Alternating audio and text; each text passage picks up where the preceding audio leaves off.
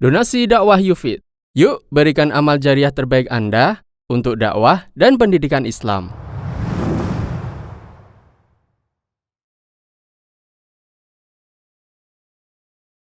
Assalamualaikum warahmatullahi wabarakatuh. Ini kalau saya santai gini ini jauh.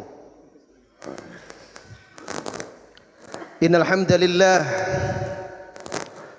nahmaduhu wa nasta'inuhu wa nastaghfiruh wa na'udzu billahi min shururi anfusina wa sayyiati a'malina. Man yahdihillahu fala mudilla lahu wa man yudlil fala hadiya lahu. Ashhadu an la ilaha illallah wahdahu la syarika lah.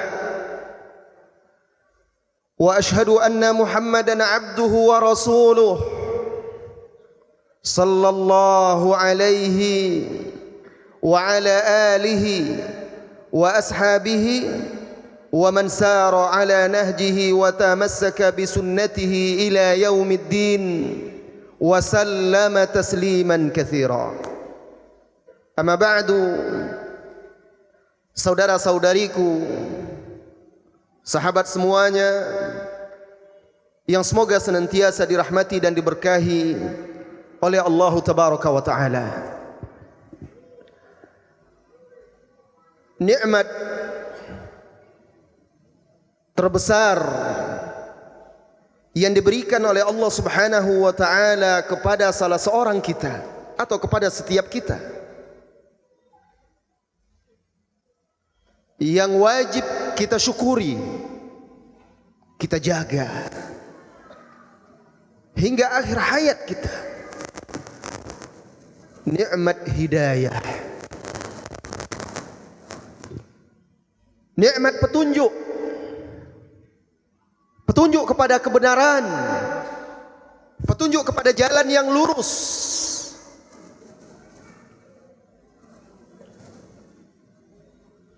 Petunjuk yang diidam-idamkan kelak oleh orang-orang kafir, oleh orang-orang yang tersesat langkahnya di hari kiamat.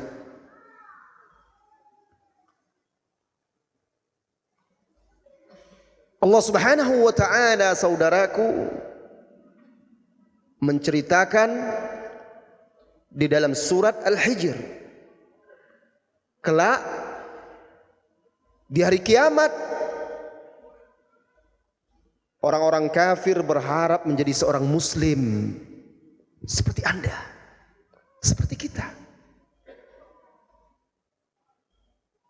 Rubama yawaddu alladhina kafaru law kanu muslimin.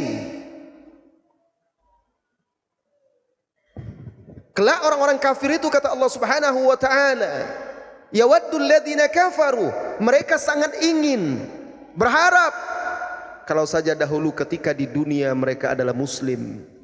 Allahu Akbar. Nikmat yang sangat mahal. Kalaulah Anda kumpulkan harta dunia, emas berlian, kunuz, perbendaharaan dunia ini, maka itu tidak berbanding apa-apa. Bahkan kalau dikumpulkan emas dan perak selangit dan sebumi ini, tidak akan bisa menembus diri seseorang kelak di hari kiamat, kecuali dia datang kepada Allah membawa Islam. Maka saudaraku, bersyukurlah kepada Allah Subhanahu wa Ta'ala bahwa engkau termasuk salah seorang yang dipilih oleh Allah Subhanahu wa Ta'ala dalam barisan kaum muslimin. Kemudian setelah itu juga nikmat besar yang harus kita syukuri dan kita jaga sampai akhir hayat kita. Setelah kita diberi hidayah kepada Islam ini, nikmat Allah limpahkan taufik kepada kita untuk berada di atas jalan yang hak, menempuh jalan ilmu yang merupakan jalan surga.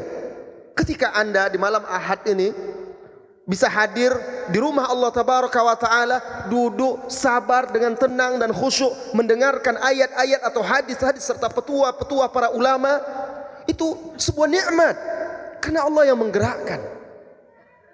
Jaga, bersyukur kepada Allah Subhanahu wa Ta'ala. Kemudian wahai saudara-saudari, ketahuilah nikmat yang telah Allah berikan kepada Anda ini, banyak orang-orang yang iri, dengki melihatnya. Banyak orang-orang yang tidak suka dan tidak ingin pemuda-pemuda muslim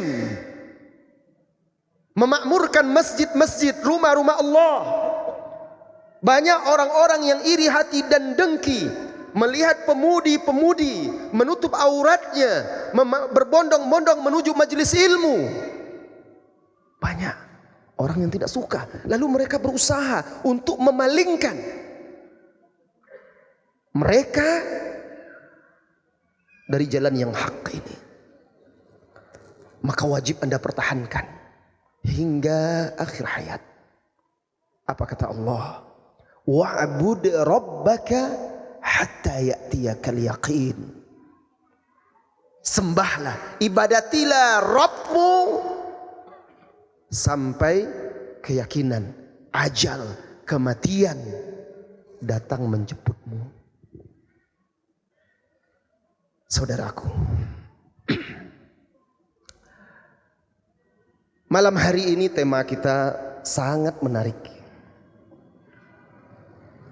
Tema ini bukan dari saya, ini permintaan dari panitia langsung. Bahkan sehari sebelum keberangkatan juga beberapa hari panitia bertanya, apa temanya Ustadz? Saya sibuk, nggak sempat saya jawab. Akhirnya mereka buat tema sendiri. Dan ternyata itu sangat bagus sekali. Judulnya Mana Air Mata Hijrahmu? Allahu Akbar. Saudaraku, saudariku, tolak ukur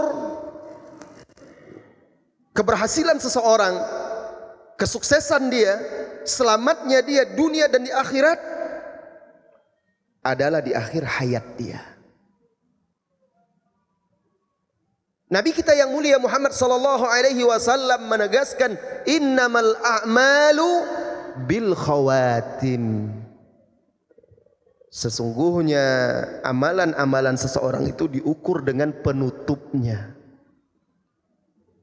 Ada orang, kata Nabi sallallahu alaihi wasallam, yang nampak di mata manusia dia beramal dengan amalan ahli sorga. Subhanallah. Beramal, wa innar rajula la ya'malu bi amali ahli jannah hatta la yakuna bainahu wa bainaha illa dhira'.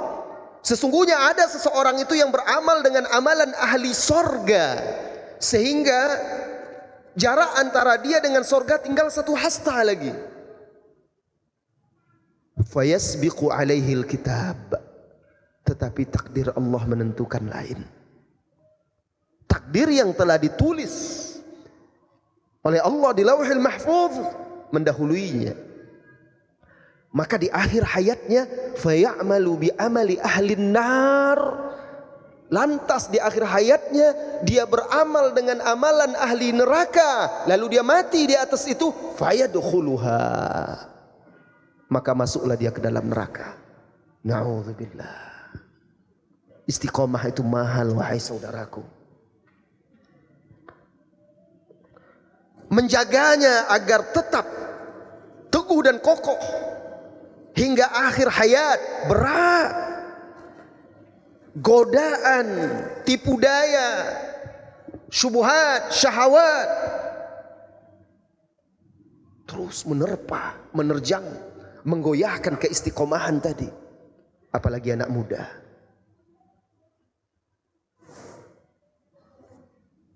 Masya Allah. BBM-nya datang, bahan bakar minum. Kita minum dulu ya. Bismillah.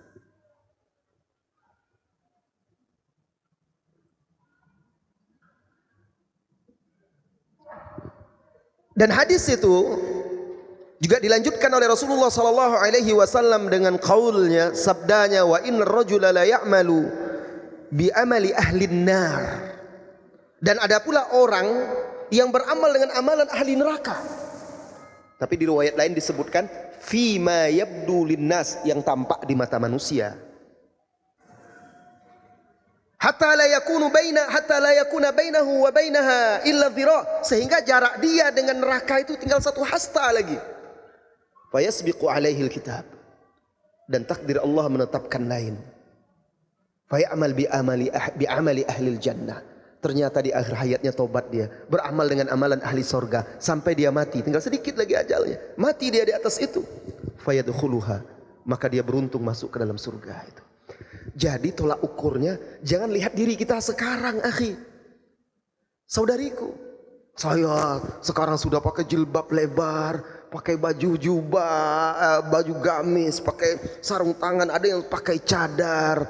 Saya sekarang alhamdulillah sudah mulai memelihara jenggot walaupun masih tipis. Saya sekarang juga sudah mulai menjaga cara saya berpakaian, tidak lagi meniru-niru orang-orang kafir atau fasik. Saya sudah rajin ke masjid, saya sudah rajin ke majelis ilmu. Jangan bangga,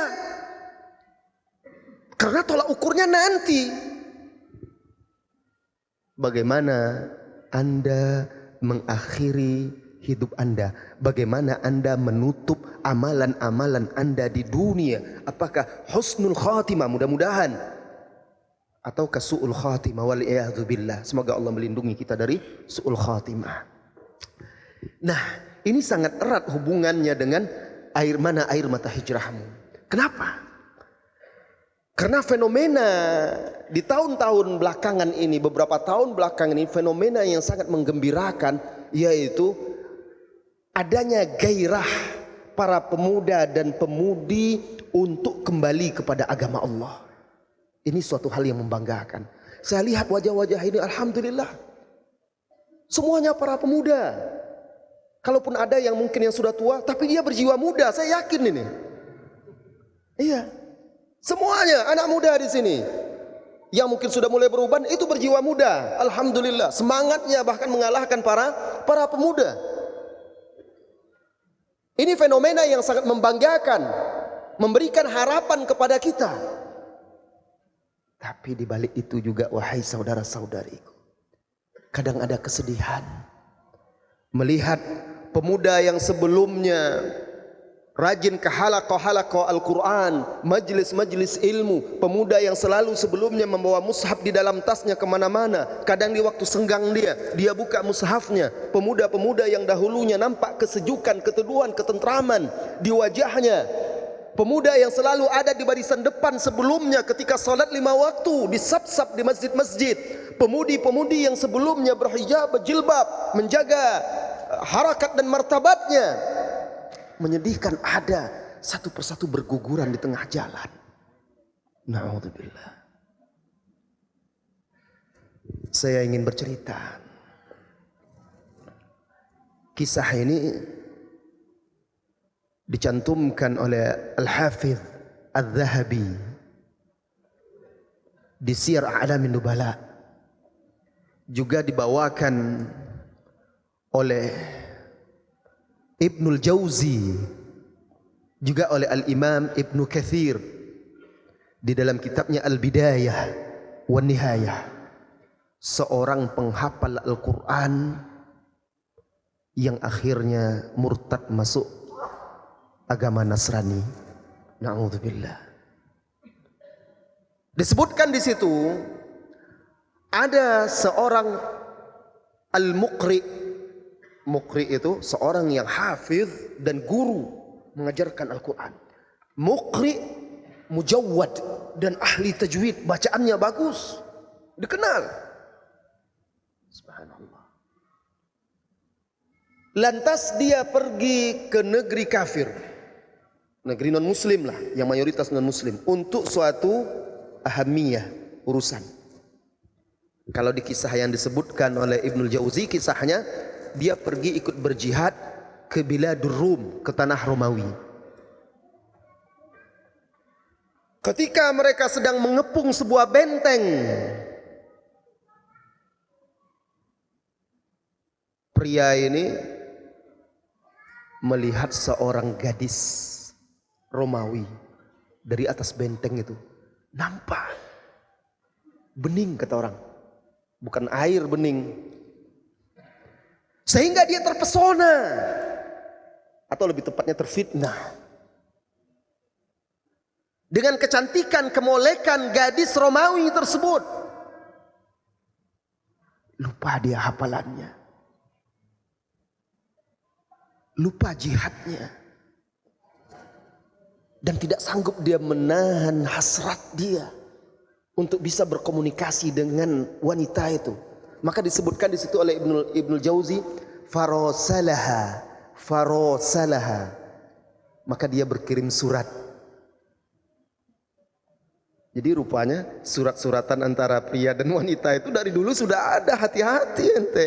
Kalau sekarang kan WA, Facebook, SMS. Jangan sampai nanti pergi ke sini, pas mau masuk masjid, rupanya terlihat ada salah seorang akhwat. Wah, jangan pula coba-coba tiru-tiru ini. Na'udzubillah ya. Coba pula kirim pesan. Farosalaha, lalu dia berkirim surat kepada wanita itu. Diusahakannya bagaimana caranya supaya bisa menyampaikan pesan kepada wanita tersebut. Dan dia tanya di suratnya itu, bagaimana cara dia agar bisa berjumpa dengan wanita ini. Atau bagaimana agar bisa dia, gimana ya, berkenalan dekat lah. Dia ingin berkenalan dekat, istilahnya di situ. Dibalas oleh wanita itu, kalau engkau mau kepadaku, aku menerimamu, tetapi engkau ikut dengan kami. Tidak ada syarat yang berat-berat, enggak. Engkau ikut dengan kami. Lihat hidayah itu mahalnya, wahai saudaraku. Akhirnya dia putuskan meninggalkan kem kaum muslimin. Lalu diam-diam dia pergi menyusup ke benteng tersebut, menemui wanita itu yang ternyata membuat dia semakin tergoda. Lalu diberi syarat kalau dia mau menikah, memiliki wanita itu, tanassar, murtad, masuk Nasrani. Akhirnya dia tanassara, masuk ke agama Nasara, masuk ke agama Kristen. Murtad, ditinggalkannya agamanya. Ketika besok kaum muslimin sudah mulai lagi mengepung benteng itu, nampak di atas itu temannya itu sudah berdiri bersama barisan orang-orang kafir, didampingi oleh wanita tersebut. Sedih kaum muslimin melihat itu. Ada apa ini? Ditanya, hai fulan, aina Qur'anuk? Mana Qur'anmu yang dulu? Mana ilmumu yang dulu? Mana siammu? Mana puasamu? Mana solatmu? Diingatkan oleh saudara-saudaranya. Apa kata dia?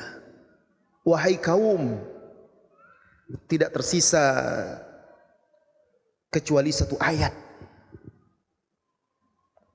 yang aku hafal. Ma yawaddul ladzina kafaru law kanu muslimin. Orang-orang kafir itu sangat ingin kalau saja mereka menjadi seorang muslim. Ternyata dari semua hafalan itu hilang kecuali ayat itu saja. Dan dia ingin kembali tapi tidak sanggup lagi.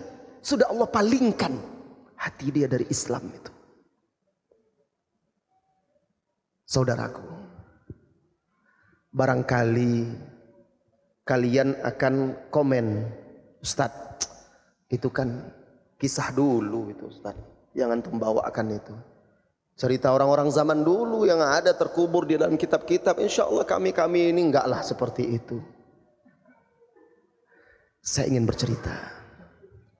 Saya kenal seorang pemuda. Ini yang saya hadapi langsung. Semoga Allah memberi hidayah, mengampuni dan menjaga dia. Seorang pemuda, saya mencintainya karena Allah. Karena saya lihat pemuda ini rajin, bahkan ikut aktif membantu dakwah-dakwah. Kadang ikut serta bersama panitia anak-anak muda yang lainnya dalam mengkonsep, mengorganisir dakwah, suatu acara-acara dakwah.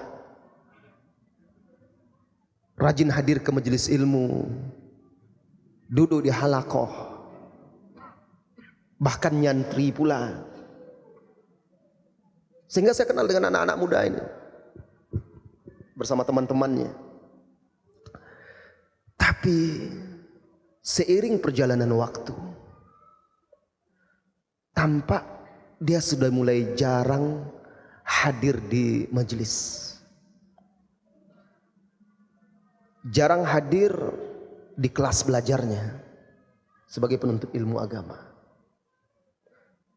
Ketika seseorang yang semula sering Anda temukan bersama-sama Anda di majelis ilmu, sholat berjamaah bersama, di halakoh-halakoh bersama orang-orang yang soleh, lalu dia sudah jarang muncul, jarang terlihat, menandakan sesuatu telah terjadi pada diri dia.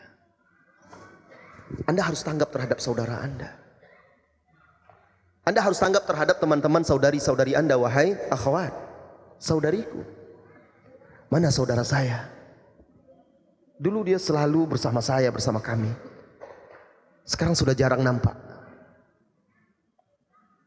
Kemudian mulai nampak perubahan. Sekali waktu saya temui dia pulang malam hari. Saya tanya, dari mana? Fitness. Wah, dari game. Waduh. Saya nasihati, saudaraku, apa yang Anda cari di sana? Di sana itu musik, ikhtilat. Orang-orang yang penyuka sejenis juga banyak di sana. Pakai baju-baju ketat. Apa yang Anda cari di sana? Anda mau memperbesar otot? Itu tidak akan menjaga Anda dari fitnah kubur besok. Engkau mau apa?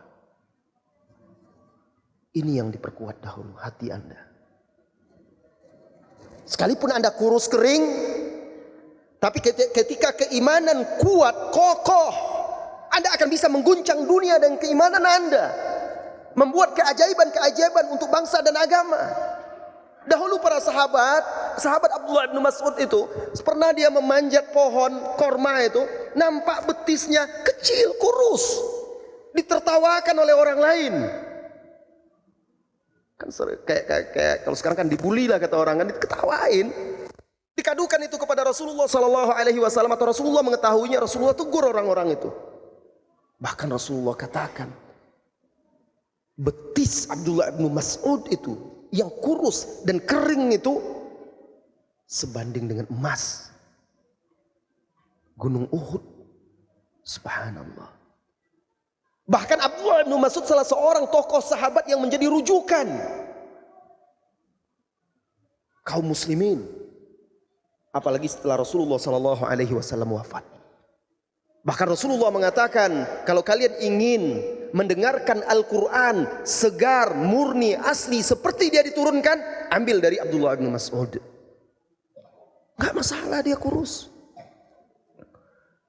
Jadi saya sudah mulai nampak, lihat ada perubahan ini. Saya nasihati waktu itu. Gak perlu ke sana, gak ada gunanya. Malah membuat kamu semakin nanti terpengaruh. Waktu itu dia mulai berteman dengan orang-orang yang suka itu. Nah, mulai terpengaruh. Akhirnya alhamdulillah dia tinggalkan. Tapi sudah jarang hadir di majelis. Dipanggil, dinasihati, diingatkan. Sudah mulai sibuknya dengan handphone. Akhirnya sampailah suatu ketika, sudah lama tidak bertemu dengan dia lagi. Sudah mulai hilang dari peredaran. Sampai suatu ketika saya diminta datang untuk menyelesaikan satu permasalahan. Permasalahan yang terjadi ternyata antara anak muda ini dengan seseorang. Tahu apa yang terjadi? Perhatikan. Hati-hati. Jaga hidayah itu. Jaga diri Anda. Tertangkap membawa kabur istri orang. Alhamdulillah. Kenapa? Gara-gara Facebook. Ini sebuah kerugian bagi umat dan sebuah kemunduran ketika ada seorang pemuda yang awalnya secara zahir nampak oleh kita istiqomah, bersemangat untuk agama, mengajak pemuda-pemuda lainnya untuk kembali kepada jalan yang hak, lalu dia berubah. Ini kerugian, karena akan menyebabkan melemahnya barisan pemuda-pemuda Islam. Orang lain akhirnya, lihat, percuma belajar agama, percuma begini, begitu, dan segala macam. Tahu Anda yang lebih parahnya lagi, akhwat? Saya ceritakan ini sebagai ibrah. Mudah-mudahan Allah memberi hidayah kepada saudara-saudari kita ini, kepada kita semua, mengampuni dosa mereka dan dosa kita. Wanita ini, ketika saya datang, mereka sudah ada polisi, sudah ada orang tua, mereka ada suami wanita itu. Ketika saya lihat, mana? Siapa orangnya ini? Na'udzubillah. Ternyata pakai niqab. Ya akhi, istiqomah itu di sini dimulai, dibangun di sini. Apa kata Ibnu Qayyim Al-Jauziyah rahimahullahu taala? La yastaqimul jasadu, tidak akan istiqamah jasad ini hatta yastaqima al-qalb, sampai hati itu istiqamah. Wala yastaqimul qalbu illa ala tauhid, dan hati Anda wahai ikhwan, wahai akhwat, wahai saudara-saudariku, hati kita ini tidak akan bisa istiqamah kecuali di atas tauhid.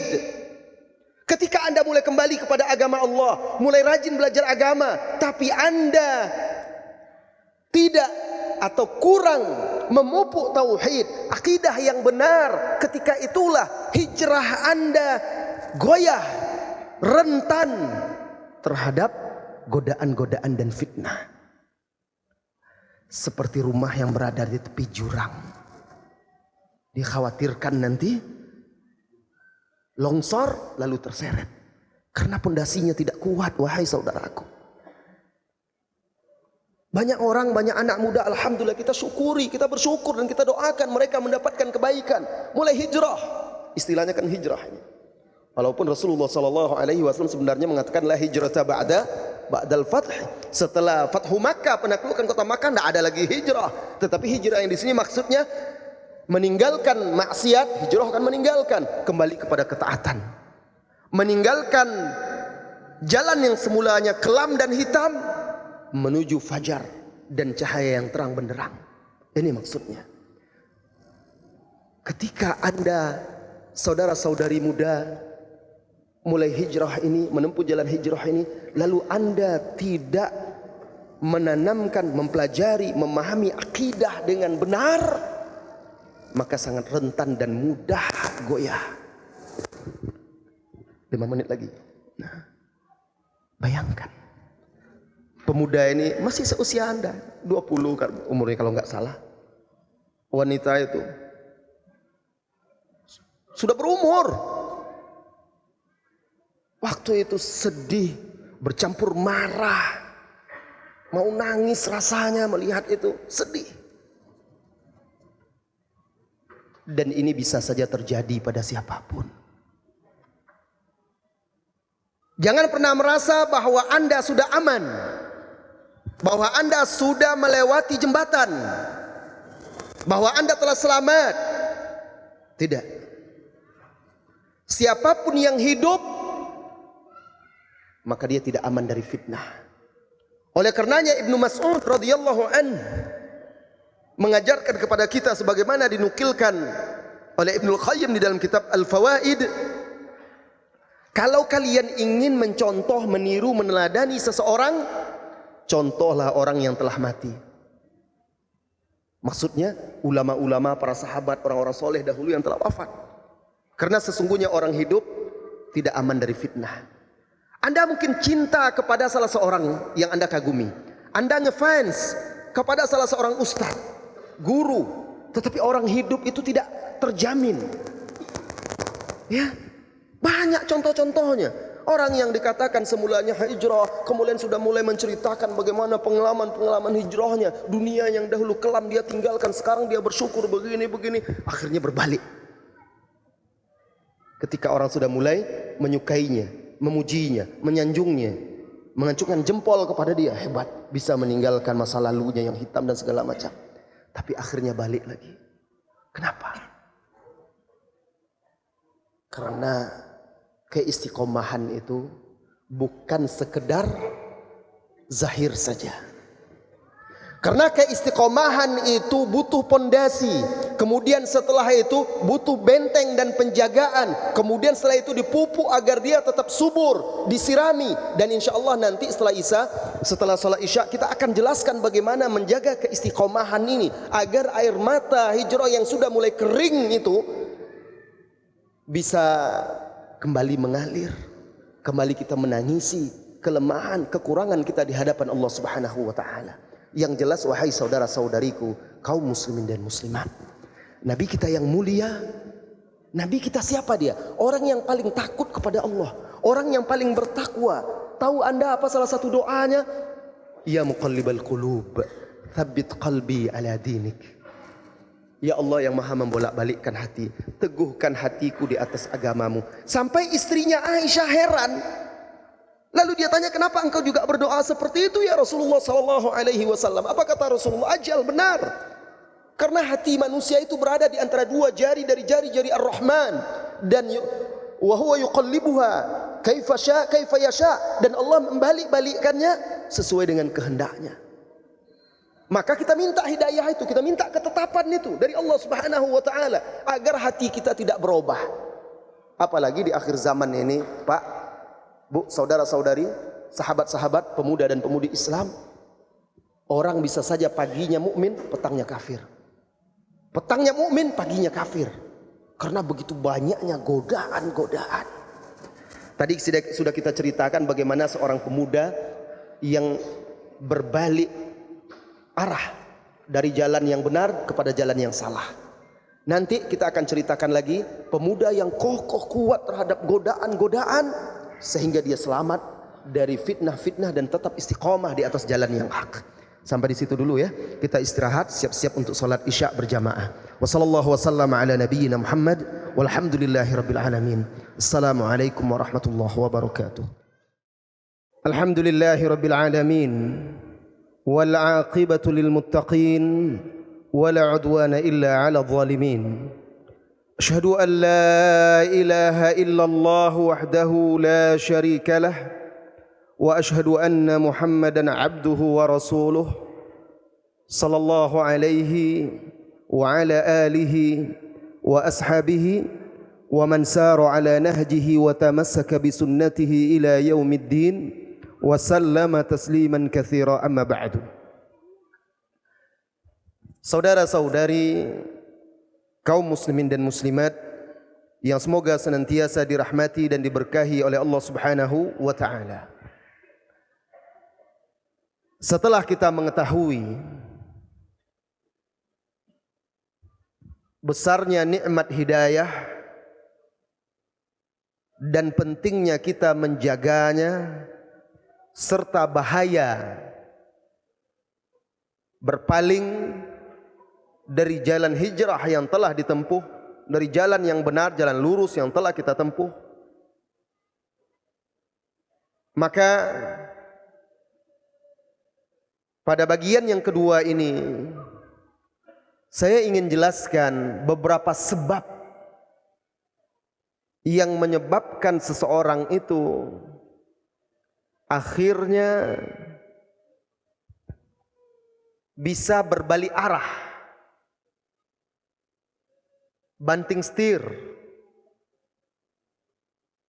meninggalkan taman-taman surga, lalu berteman, bergaul, berkumpul dengan orang-orang yang jauh dari Allah. Ada beberapa sebab yang menyebabkan sebagian orang begitu mudahnya dan rapuhnya ia saat menempuh jalan yang hak ini. Yang pertama, wahai saudara-saudari, kaum muslimin dan muslimat,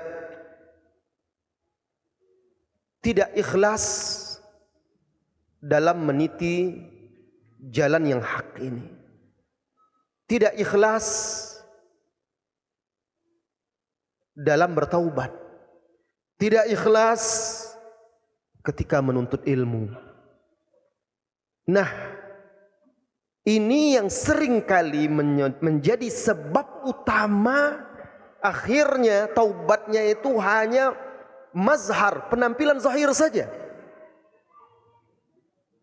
Tidak sampai ke hatinya. Allah Subhanahu wa taala berfirman, "Yuthabbitullahu alladhina amanu bil qawli tsabiti fil hayatid dunya wa fil akhirah." Lihat janji Allah. Yuthabbitullahu, Allah meneguhkan, menguatkan. Siapa yang diteguhkan oleh Allah? Alladzina amanu, orang-orang yang beriman. Orang-orang yang beriman yang dimaksud di sini, wahai sahabatku, saudaraku, orang-orang yang senantiasa memurnikan keimanannya, ikhlas dalam setiap aktivitas ibadah dia kepada Allah. Ketika Anda bertaubat dari masa lalumu yang kelam, saat Anda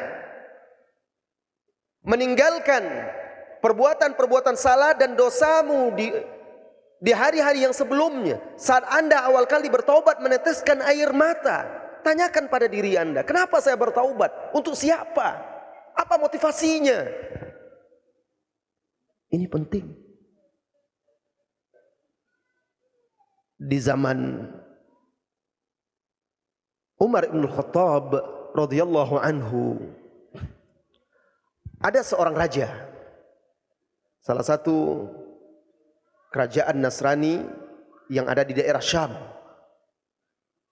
Salah satu kabilah Arab di situ ada yang mereka itu menganut agama Nasrani, lalu raja ini masuk Islam. Suatu ketika dia tawaf di sekeliling Ka'bah. Tawaf, terinjaklah oleh salah seorang kaum muslimin, orang biasa. Pakaian dia, jubah dia. Marah dia. Ditempelengnya atau dipukulnya orang itu. Karena marah, dia merasa dia raja. Ini orang biasa. Dipukulnya. Orang itu pun mengadu kepada khalifah yang adil, Amirul Mukminin Umar ibn Khattab radhiyallahu anhu. Di hadapan Umar, maka semua kaum muslimin sama. Dipanggil dia raja itu. Di sana ada saraja, ada kaum muslimin yang dipukulnya. Kemudian ditanya apa sebabnya, setelah selesai maka Umar memerintahkan untuk dikisos. Tidak mau dia dikisos. Marah dia. Bahkan dia katakan, apakah seorang raja harus dibalas, dipukul juga karena memukul rakyat jelata? Nggak mau, dia lari, dia pergi meninggalkan kota, meninggalkan dua tanah suci, lari lagi ke kampung halamannya dan kembali masuk agama Nasrani, murtad lagi. Lihat, ketika seseorang tidak betul-betul ikhlas menempuh jalan yang hak, maka dia akan selalu angkuh dan sombong. Saudaraku, ketika keikhlasan Anda dalam menempuh jalan yang hak itu adalah saat Anda tidak mengharapkan pujian dan sanjungan dari orang-orang di sekeliling Anda. Siapapun Anda, barangkali dahulu Anda adalah seorang yang dikenal di dunia Anda dahulu, lalu setelah itu bertobat, orang kagum kepada Anda, barangkali menyanjung, memuji, mengancungkan jempol kepada Anda. Hebat, Anda telah bertobat begini-begini. Kadang ini yang membuat orang lupa, lengah. Kalau Anda ikhlas, Anda tidak peduli dengan pujian dan sanjungan itu. Kalau Anda ikhlas pun, Anda tidak peduli dengan celaan orang-orang yang iri hati dan dengki. Karena Anda hanya mengharapkan apa yang ada di sisi Allah Subhanahu wa ta'ala. Makanya kata Allah, yuthabbitullahu alladhina amanu, Allah meneguhkan orang-orang yang beriman. Maka orang-orang yang beriman betul-betul tulus yang akan kokoh, kuat. Bil qawli tsabiti, dengan ucapan dan perkataan yang kokoh, tsabit fil hayatid dunya, di kehidupan dunia, wa fil akhirah. Bahkan ditafsirkan oleh para ulama, maksud dalam kehidupan dunia ini ketika sakratul maut, Allah kokohkan dia untuk mati di atas tauhid, di atas Islam. Allah jaga keistiqomahannya karena dia menjaga keikhlasan dia, keimanan dia. Penting ini wahai saudaraku. Saya ini mulai bertaubat memakai jilbab, berhijab atau memakai cadar bukan karena fulanah, bukan karena fulan, bukan karena ini, itu dan segala macam. Tidak, tetapi memang karena ini perintah Allah. Saya hambanya, saya wajib menjalankan. Ini adalah syariat agama saya. Saya lakukan ini karena Allah semata. Ketika itulah insya Allah Allah berikan kekokohan, keteguhan. Bahkan bukan hanya di dunia, bukan hanya ketika akhir hayat Anda saja yang diberi keteguhan sehingga meraih husnul khatimah. Wa fil akhirah, dan di akhirat juga saat di alam barzah ketika ditanya oleh malaikat fitnah kubur, Anda diberi kekuatan, keteguhan, kekokohan untuk menjawabnya. Maka wahai saudaraku, wahai saudariku, jaga keikhlasan hati Anda. Penyebab yang kedua, mudahnya goyah keimanan, rapuhnya hijrah Anda atau hijrah seseorang itu menganggap remeh doa. Doa itu senjata bagi kita. Bahkan terhadap musuh-musuh yang tidak bisa kita lihat seperti syaitan dan hawa nafsu. Salah satu doa Rasulullah SAW sebagaimana diriwayatkan oleh Imam Muslim. Rasulullah SAW berdoa, Allahumma inni a'udzubika min wa'atha'is safari wa su'il munqalabi wal huri ba'dal kauri. Ya Allah, sesungguhnya aku berlindung min wa'atha'is safar. Wa'atha'is safar itu beratnya perjalanan, susah, letih, lelah, bebannya. Wasu'il munqalabi, dan buruknya ketika kembali. Dan aku berlindung dari al-huri atau al-hauri ba'dal kaur. Apa itu al-hur ba'dal kaur itu? Jadi ini perumpamaan dijelaskan oleh para ulama seperti sebuah serban. Serban itu memakainya adalah dengan melilitkannya di kepala. Lalu dia kokoh. Dengan itu dia menjadi kokoh. Nah, ketika dilepas lagi, lilitannya itu namanya hur ba'dal kaur, melepaskan setelah diikat dililit. Nah, maksud doa ini kata para ulama, Rasulullah SAW berlindung setelah dia diberi kekokohan di dalam agama, berlindung dia dari kelemahan yang membuat seseorang itu istilahnya futur, lemah dan berpaling. Ini Nabi SAW berdoa agar dilindungi dari al-hur ba'dal kaur, atau dalam bahasa lainnya disebut intikas, keberpalingan setelah mendapat kebenaran, setelah mendapat hidayah. Coba hafal doa ini. Mungkin antum baru dengar ini. Ini buktinya kita meremehkan doa. Nabi SAW saja membaca doa ini. Kita kapan membacanya? Ayo, nanti akan saya uji ya. Setelah selesai materi, kita uji kan, dikasih hadiah ya. Yang bisa dikasih hadiah, yang tidak bisa nggak boleh pulang. Allahumma inni a'udzubika min wa'atha'is safari wa su'il munqalabi wal hauri atau huri ba'dal kaur. Hadis diriwayatkan oleh Imam Muslim dari Abdullah bin Sarjis. Nah, ini salah satu doa Rasulullah SAW. Makna yang tersirat di situ adalah kalau Nabi Muhammad SAW saja takut terhadap dirinya, lalu dia berlindung kepada Allah Subhanahu wa taala agar tidak berpaling dari hidayah. Bagaimana dengan kita? Harus lebih banyak lagi berdoa, memohon kepada Allah. Lemah, hati kita ini lemah. mudah tergoda, mudah terfitnah. Apalagi hawa nafsu yang ada pada diri kita ini. Apalagi di zaman sekarang ini, anak muda zaman sekarang jauh lebih berat daripada anak muda di zaman dahulu. Godaannya jauh berat sekali. Suatu ketika saya pergi umroh. Lalu saya duduklah bersama adik-adik yang kuliah di sana. Lalu mereka mengeluh dan minta nasihat. Ustaz, salah seorang dari mereka. Dulu saya ini sangat berharap, berjuang dan berusaha bisa diterima kuliah di sini. Lalu Allah beri saya anugerah. Di antara sekian banyak orang yang tes, ternyata saya dipilih. Alhamdulillah. Tapi setelah di sini kok saya merasa malas.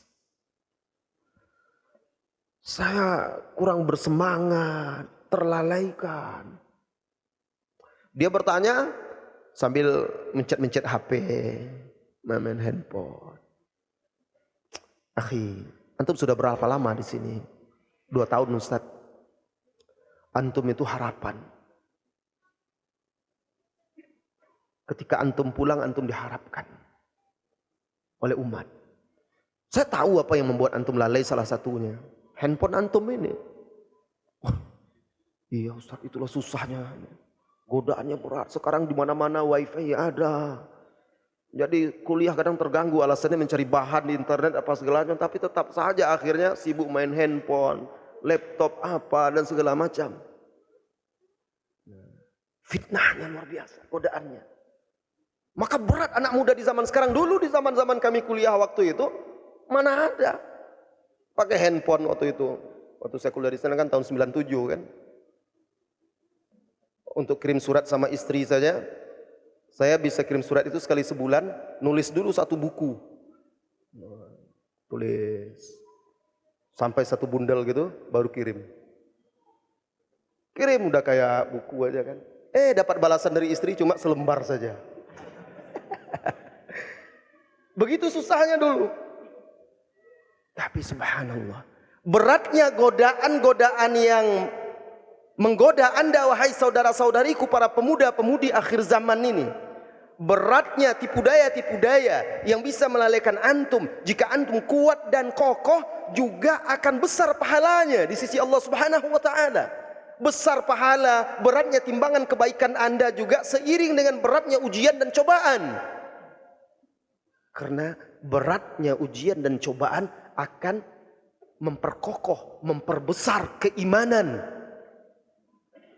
Anda harus kuat menghadapi ujian-ujian ini. Ada seorang pemuda tampan, gagah, digoda oleh seorang wanita cantik, jarang dibelai tapi oleh suaminya, jarang disentuh oleh suaminya sebagai seorang wanita. Ketika dia dihadapkan kepada pemuda yang gagah, perkasa, cakep, ganteng ini, tergoda dia. Lalu dia mengajak pemuda ini untuk bermaksiat dengannya. Dia hias dirinya secantik-cantiknya. Dia gunakan parfum yang paling wangi, pakaian yang seksi. Lalu diajaknya pemuda itu, ditutupnya semua pintu dan jendela. Diajaknya, dia pasrahkan dirinya. Qalat hai talak, hai Yusuf, kesinilah engkau kemari. Subhanallah. Lihat godaannya berat. Berapa banyak wanita-wanita di zaman sekarang, maaf, pemuda-pemuda di zaman sekarang akhirnya jatuh karena godaan-godaan wanita ini. Berat. Takut Nabi Yusuf alaihi salam. Pertama dia tidak mau dia takut kepada Allah. Dia tahu Allah melihatnya. Dia tidak mau mengkhianati Allah Subhanahu wa taala. Yang kedua, dia tidak mau melanggar amanah, mengkhianati tuannya. Dia bekerja pada tuannya, ini istri tuannya yang mengajak berselingkuh. Bayangkan, mereka hanya berdua. Semua pintu sudah ditutup, jendela sudah ditutup. Wanita ini sudah pasrah menyerahkan dirinya. Cantik, kaya, punya kekuatan dan jabatan suaminya. Apalagi siapa yang tidak bertekuk lutut di hadapannya? Hanya orang-orang yang ikhlas. Karena Allah Subhanahu wa taala mengatakan di surat Yusuf itu, wa innahu laminal mukhlasin. Sesungguhnya Nabi Yusuf itu alaihi salam termasuk orang-orang yang diselamatkan, yang ikhlas oleh Allah Subhanahu wa taala. Diselamatkan oleh Allah. Maka perbanyaklah doa agar Anda diselamatkan, kita diselamatkan oleh Allah dari fitnah-fitnah ini, godaan-godaan ini. Lari Nabi Yusuf, takut dia. Tidak cukup itu, dikejar, dipaksa oleh perempuan itu, ditarik bajunya. Allah. Nabi Yusuf takut. Lari dia, dikejar, ditarik bajunya sampai sobek baju yang di punggungnya. Ini menunjukkan Nabi Yusuf betul-betul berusaha menyelamatkan diri dari fitnah ini. Bukan di depan yang sobek. Kalau di depan sobek lain mungkin. Ini di belakang menandakan dia lari, dikejar, ditangkap, ditarik. Diuji oleh Allah. Pas dia di depan pintu, pintu terbuka, ada suami tuannya itu, majikan wanitanya itu. Ada gubernur Mesir itu, tuan. Spontan wanita ini menjalankan tipu muslihat yang kedua. Setelah dia gagal untuk mengajak Nabi Yusuf alaihi salam berbuat maksiat dan ketahuan, dia langsung berpura-pura menuduh Nabi Yusuf alaihi salam berusaha untuk melakukan perbuatan jahat kepada dia. Ketika tuannya tidak ada di rumah, dituduhlah Nabi Yusuf yang ingin melakukan perbuatan nista itu kepada dia. Begitu berat godaan dan fitnah ini. Nabi Yusuf akhirnya lebih memilih di penjara, diancam dia. Akhirnya dia berdoa kepada Allah untuk menyelamatkan agamanya. Lihat pentingnya doa itu. Rabbis sijnu ahabbu ilayya mimma yad'unani ilaihi. Ya Allah, wahai Tuhanku, aku lebih suka di penjara. Biarlah aku di penjara daripada ajakan-ajakan mereka itu. Tipu daya mereka itu. Di penjara dia. Selamat dia. Doa.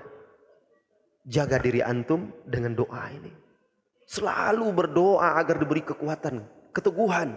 Termasuk salah satunya doa yang saya nukilkan tadi dari Imam Muslim tadi. Penyebab yang ketiga. Waktu kita tidak panjang ya. Sampai jam 8, setelah itu tanya jawab. Penyebab yang ketiga, wahai saudara-saudariku, yang menyebabkan seseorang muda goyah, rapuh, lalu akhirnya meninggalkan jalan hijrahnya, tidak mengiringi hijrahnya dengan menuntut ilmu. Jadi dia hanya euforia, semangat kumpul-kumpul saja, dengan penampilan baru saja. Tapi dia tidak sungguh-sungguh menuntut ilmu. Padahal ilmu itulah bekal bagi dia untuk membentengi dirinya dari syubhat. Pemikiran-pemikiran yang berbahaya, yang bisa merusak akidahnya, yang bisa memalingkannya dari majelis-majelis yang hak. Dia tidak sungguh-sungguh menuntut ilmu. Kalaupun hadir di majelis ilmu, duduk paling ujung-ujung belakang. Hadir majelis ilmu pun tidak betul-betul mendengar dan menyimak. Pulang dan keluar dari majelis ilmu, dia pun tidak ingat lagi apa yang disampaikan oleh gurunya. Begitu terus, sehari, 2 hari, seminggu, 2 minggu, dan seterusnya. Akhirnya hanya semangat euforia saja. Yang penting datang kumpul-kumpul, wah ramai orang, itu senang itu saja. Tapi dia tidak dapat ilmu. Tidak sungguh-sungguh. Dia tidak paham bagaimana sebenarnya akidah yang benar. Dia tidak mengerti tauhid. Bahkan disuruh baca Al-Quran pun tidak. Tidak bisa. Apalagi kalau seandainya kita aktif dalam tim-tim dakwah, maka lebih wajib lagi kita untuk menuntut ilmu.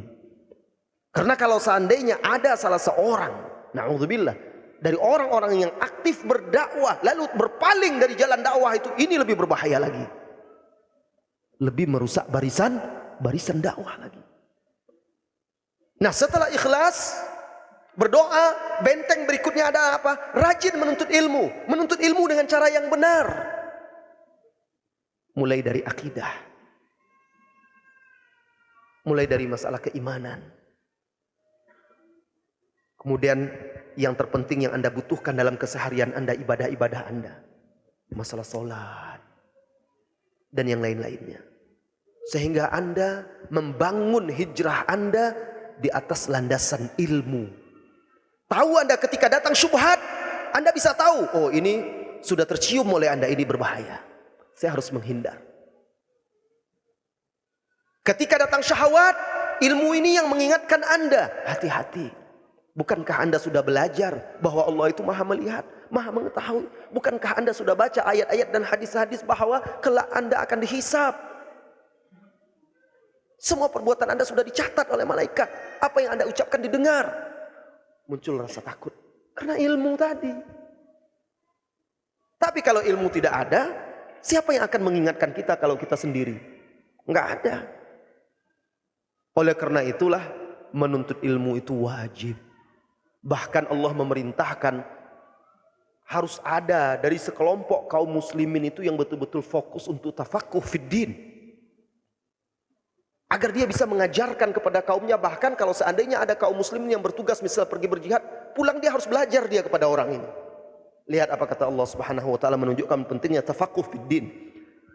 Falaula nafara min kulli firqatin minhum ta'ifah liyatafaqahu fid din waliyunziru qaumahum idza raja'u ilaihim la'allahum yahdharun.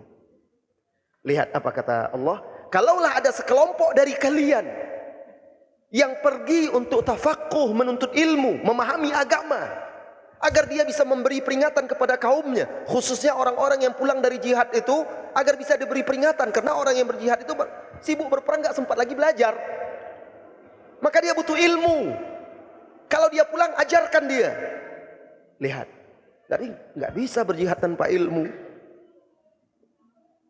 Ada kadang subhat-subhat kan, bahwa di akhir zaman ini ulama yang harus dijadi rujukan itu ulama-ulama katanya yang ada di medan-medan perang, di medan-medan jihad. Ternyata di sini Allah katakan orang yang berjihad itu kurang harus belajar kepada orang yang tafaqquh fiddin, ulama. Nah lihat, ada sekelompok orang ini untuk memberi peringatan. Tujuannya apa? Agar mereka kuat dan kokoh, selamat dalam menempuh jalan yang hak ini. Saudara-saudari kaum muslimin dan muslimat, dengan menuntut ilmu, wahai saudariku, Anda tahu wanita muslimah, kenapa Allah Subhanahu wa taala memerintahkan Anda lebih banyak di rumah? Kalau keluar itu adalah untuk hal-hal yang penting dan menimbulkan maslahat, bukan berkeliaran di jalanan atau di mal-mal dan di pasar. Karena ilmu Anda tahu kenapa Allah memerintahkan Anda menutup aurat. Dengan ilmu itulah Anda tahu seperti apa sebenarnya jilbab dan hijab yang syar'i. Anda jadi tahu bahwa ternyata menutup aurat itu adalah ibadah, bukan gaya.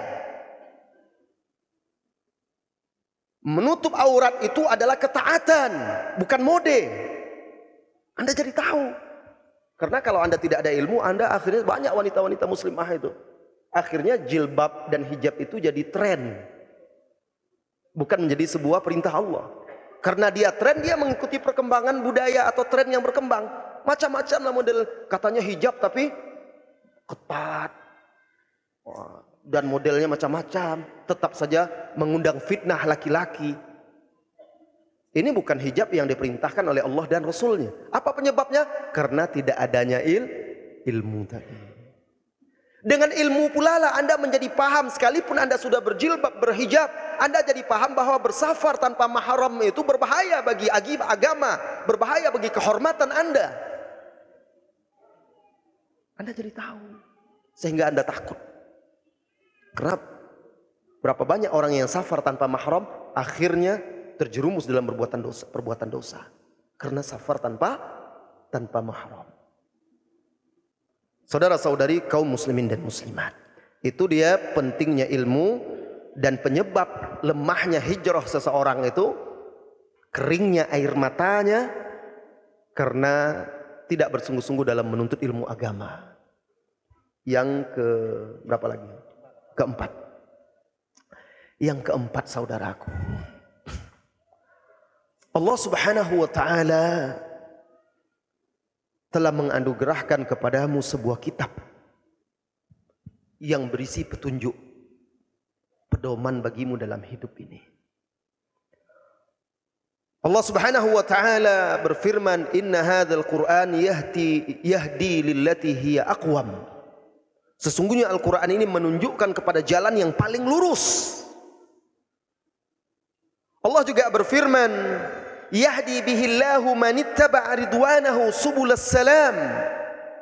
Allah memberi hidayah dengan Al-Quran itu orang-orang yang ingin mengikuti ridhonya, orang-orang yang mengikuti ridho Allah. Allah beri hidayah dia kepada jalan-jalan keselamatan. Dengan apa? Dengan Al-Quran. Nah, ada orang dia hijrah, taubat, tapi hubungannya dengan Al-Quran sangat jauh. Jarang membaca Al-Quran, jarang menghafalkannya, jarang mentadabburinya, apalagi mengamalkannya. Akhirnya jiwanya gersang, kering. Ada orang dia sudah hijrah, sudah taubat, tapi masih gandrung mendengarkan musik dan nyanyian, jarang mendengarkan, membaca ayat-ayat Al-Quran. Ada. Akhirnya dia tidak merasakan kenikmatan hijrahnya, kenikmatan taubatnya, hampa. Saya biasa aja rasanya, cuma kesenangan penampilan dan bersama-sama saja. Akhirnya karena itu jenuh dia, nggak ada sesuatu bedanya dengan yang lain. Kenapa? Karena jauh dari Al-Quran. Jadi penyebab yang keempat, jauh dari Al-Quran. Solusinya, wahai saudara-saudariku, jika benar Anda ingin selamat di dunia dan di akhirat, jika benar Anda ingin tetap istiqomah dan terjaga hijrahmu hingga akhir hayatmu, kembalilah kepada Al-Quran. Baca, tadabburi, pelajari, hafalkan dan amalkan. Allah akan beri hidayah kepada Anda menuju jalan-jalan selamat. Kita sanggup, saudaraku, kemana-mana bawa handphone kan? Ada orang kadang sampai 3 handphonenya. Kalau duduk bersusun nanti handphonenya. Satu khusus untuk ini, satu untuk WA, satu untuk ini pula, banyak. Heran bisa gitu yang bawa 3-3 gitu gimana? Tapi tidak pernah membawa Al-Quran. Khalid ibn Walid, ketika beliau wafat, radhiyallahu anhu, dia tidak meninggalkan harta dan warisan, kecuali kuda, pedang, dan mushaf saja. Subhanallah. Al-Quran. Saya nggak perlu lagi bawa-bawa Al-Quran Ustaz. Sekarang kan di handphone sudah ada mushaf semuanya. Itu alasan Anda saja. Anda duduk, yang Anda buka bukan Al-Quran. Anda sibuk mencari berita-berita, analisa-analisa politik, berita-berita terbaru yang viral, apa semuanya. Kemudian sibuk karena banyaknya grup-grup WA, grup ini, grup itu dengan alasan grup dakwah. Betul, grup dakwah silahkan, alhamdulillah. Tetapi kalau itu menyebabkan Anda meninggalkan Al-Quran, berbahaya sekali. Hati yang gersang dari Al-Quran itu keropos. Kenapa Rasulullah SAW perintahkan kita membaca Al-Quran di rumah? Supaya salah satu hikmahnya syaitan lari dari rumah itu. Nah, kalau hati yang tidak pernah diisi dengan wahyu Rahman, malah diisi dengan nyanyian-nyanyian, musik, maka syaitan bukan malah lari dari situ, datang dia, dekat. Kalau syaitan ada di hati kita, ya hawa nafsu semakin bergelora. Jadi wajib bagi Anda, wahai saudaraku, belajar membaca Al-Quran lagi. Saya yakin banyak di antara engkau yang sudah taubat, hijrah, kembali kepada jalan yang hak, belum pandai membaca Al-Quran. Kalaupun pandai, masih salah-salah. Salah tajwidnya, salah makhrajnya, tidak tepat kaedah-kaedahnya. Maka belajarlah lagi, karena itu akan membuat kamu menjadi kokoh. Kemudian pelajari makna-maknanya, tafsirnya, hayati, tadabburi, sehingga menyentuh hatimu. Banyak sekali ayat-ayat yang membuat kita takut. Kadang karena kita tidak paham, kita hidupkan juga di mobil kaset tilawah itu, murotal itu. Bagus suaranya, mantap suaranya. Wah, merdu kayak Qori yang terkenal itu. Ceritanya padahal tentang neraka. Kita senang-senang aja, nggak paham. Nggak takut kita. Perlu kita belajar tafsir. agar kita bisa mentadabburi Al-Quran itu. Maka sempatkan waktumu untuk belajar. Tapi belajar tafsir ini jangan belajar sendiri saja. Bahaya belajar sendiri. Baca ayat Al-Quran, baca terjemahan, lalu dipikirkan, oh ini kesimpulannya. Ini kesimpulannya, nggak bisa. Harus ada alat-alat untuk menafsirkan Al-Quran itu. Ilmu bahasa Arab dengan cabang-cabangnya. Kemudian ada usul tafsir, dasar-dasar ilmu tafsir. Kemudian ada ilmu usulul fiqh. Kemudian ada ilmu hadis dan mustalahnya. Sehingga kita bisa menafsirkan Al-Quran itu dengan benar. Oh, saya nggak bisa seperti itu, Ustaz. Datanglah ke majelis ilmu, kepada guru-guru yang terpercaya, untuk bisa mengambil faedah dari syarah dan penjelasannya. Al-Quran itu akan menjadi teman Anda. Maka kemana-mana, kalau bisa bawa mushaf. Jadi sempat duduk-duduk Anda bisa sambil santai baca Al-Quran. Berat itu, tapi kalau selalu kita usahakan, kita perjuangkan, insya Allah akan baik bagi kita. Ada sahabat, ini dalam peristiwa setelah perang Ghazwah Bani Mustaliq. Rasulullah SAW pulang ke Madinah. Rupanya ada orang kafir itu yang dia selamat dari peperangan itu, ketika mengetahui kampungnya kalah, kaumnya kalah, dan di antara mereka ada yang ditawan oleh kaum muslimin menjadi tawanan, dia ikuti pasukan kaum muslimin itu. Dan dia berjanji tidak akan meninggalkan pasukan kaum muslimin sehingga menumpahkan darah kaum muslimin. Itu janjinya. Sampailah Rasulullah SAW di sebuah tempat, hari sudah malam. Rasulullah beristirahat di situ, sebuah lembah. Jadi lembah itu ada celah sempit untuk masuk ke dalam lembah itu. Kalau sudah sampai ke tengahnya sudah tidak terlihat lagi. Istirahat di situ. Lalu Rasulullah SAW mengundi para sahabat yang ditugaskan untuk jaga malam. Maka terpilihlah salah seorang sahabat Muhajirin dan Ansor jaga malam. Mulai jaga. Kalau antum kalau jaga malam ngapain? Nggak usah jaga malam lah kalau begadang. Ditemani kopi, yang nggak salah, halal. Ditemani oleh Al-Quran, masa iya? Orang begadang sibuk SMS, ngobrol, ngalor ngidul, main catur, apa semuanya, atau ditemani oleh televisi. Beda dengan sahabat ini. Mereka jaga malam dan jaga malam, lalu mereka sepakat untuk bergilir. Siapa yang pertama jaga dan siapa yang tidur duluan nanti gantian. Akhirnya salah seorang sahabat itu tidur, satu lagi berjaga. Dia sendiri dan cuma duduk-duduk jaga-jaga seperti itu. Akhirnya dia pilihlah berjaga sambil baca Al-Quran, sholat malam. Subhanallah. Ini dia pemuda-pemuda yang istiqomah ini. Salat dia membaca, kalau tidak salah waktu itu surat Al-Kahfi. Dia tenggelam dalam kekhusyukan itu, larut dalam kekhusyukan bacaannya. Dari kegelapan, seorang musyrikin itu mengawasi dan memantau. Dilihatnya dia seorang diri itu, kawannya tidur. Diambilnya panah, lalu dibidik dan ditembakkannya. La ilaha illallah. Panah meluncur menembus tubuh prajurit ini. Dia sedang sholat, sedang membaca Al-Quran. Darah mengucur. Dia tidak berhenti dari sholatnya. Terus dia sholat dan baca Al-Quran. Karena gelap dikira oleh orang kafir, dia belum kena. Dipanah lagi, menancap lagi anak panah itu. Dia terus membaca Al-Quran. Masuk lagi anak panah berikutnya, karena sudah banyak darah mengucur, baru dia teringat, kalau saya seperti ini nanti saya mati, tidak ada yang mengabari Rasulullah SAW. Bahaya Rasulullah. Maka disegerakannya sholatnya, selesai dibangunkannya temannya. Ketika temannya terbangun, dia terperanjat melihat sahabatnya ini berlumuran darah. Beberapa anak panah menancap di tubuh dia. Orang kafir itu melihat ada yang bangun lagi, dia lari.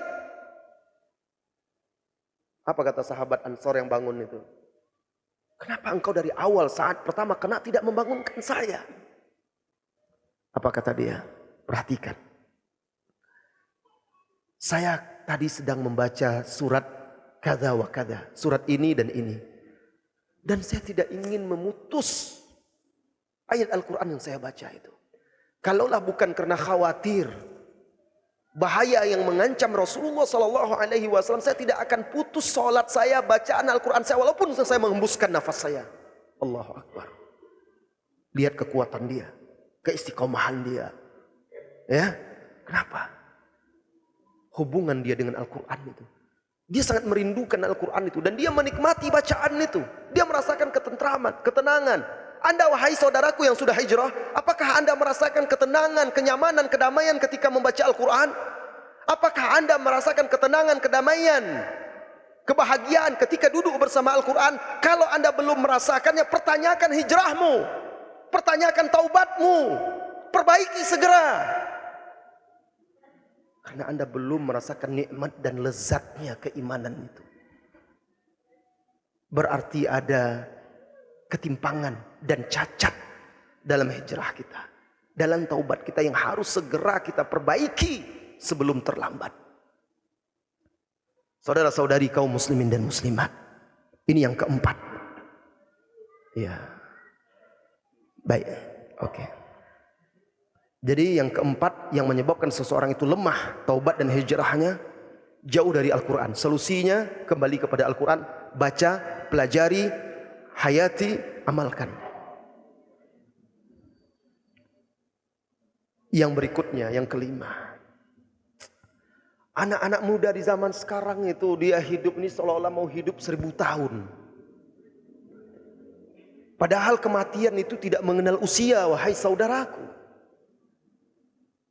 Kematian juga tidak mengenal tempat dan ruang waktu. Ada yang mati di jalanan. Ada yang mati di tempat tidurnya. Ada yang mati dalam sembah sujudnya kepada Allah. Ada yang sudah tua, sakit, renta, belum juga mati lagi. Ada orang di puncak-puncak masa mudanya, keemasannya, dicabut nyawanya oleh Allah Subhanahu wa taala. Ketika seseorang merasa dia hidup di dunia ini lama, lalu lupa dari kematian, maka dia akan menjadi lalai dan lengah. Saat itulah mudah dia goyah. Jadi yang kelima yang menyebabkan hijrah dan taubatmu lemah, wahai saudaraku, jarang atau bahkan tidak mengingat kematian. Ini dia. Cobalah tumbuhkan rasa takut ini. Bagaimana kalau saya mati? Bagaimana kalau saya dicabut nyawa saya oleh Allah Subhanahu wa taala? Apa yang saya bawa? Bagaimana saya di alam barzah kelak? Ketika malaikat menanyakan saya, salat saya masih bolong-bolong, salat saya belum sempurna, Al-Quran jarang saya baca, dosa-dosa saya masih banyak, saya belum betul-betul bertaubat, amal soleh saya sedikit. Bagaimana nanti saya di hadapan Allah Subhanahu wa taala? Coba bayangkan, coba renungkan itu saudaraku. Agar tumbuh rasa takut itu pada dirimu, bahwa kapanpun kematian itu akan datang. Dan Anda harus mati. Jika Anda sudah yakin Anda harus mati, matilah dengan cara yang terbaik. Matilah dengan cara yang mulia. Mati sebagai seorang hamba Allah, bukan sebagai hamba syahwat. Bukan sebagai hamba dinar, hamba dirham, hamba rupiah. Bukan sebagai pengikut hawa nafsu, tetapi sebagai hamba Allah yang benar-benar beribadah kepadanya, tunduk patuh dan taat. Kalau orang tahu seperti itu, bahwa dia bisa mati kapan saja, dia akan jaga diri dia, takut dia. Ketika ada godaan-godaan untuk berbuat maksiat, melakukan penyimpangan-penyimpangan, teringat dia, bagaimana kalau saya mati? Saya akan diazab, saya akan disiksa nanti. Saya takut, tidak mau. Nah ini menjaga keistiqomahan.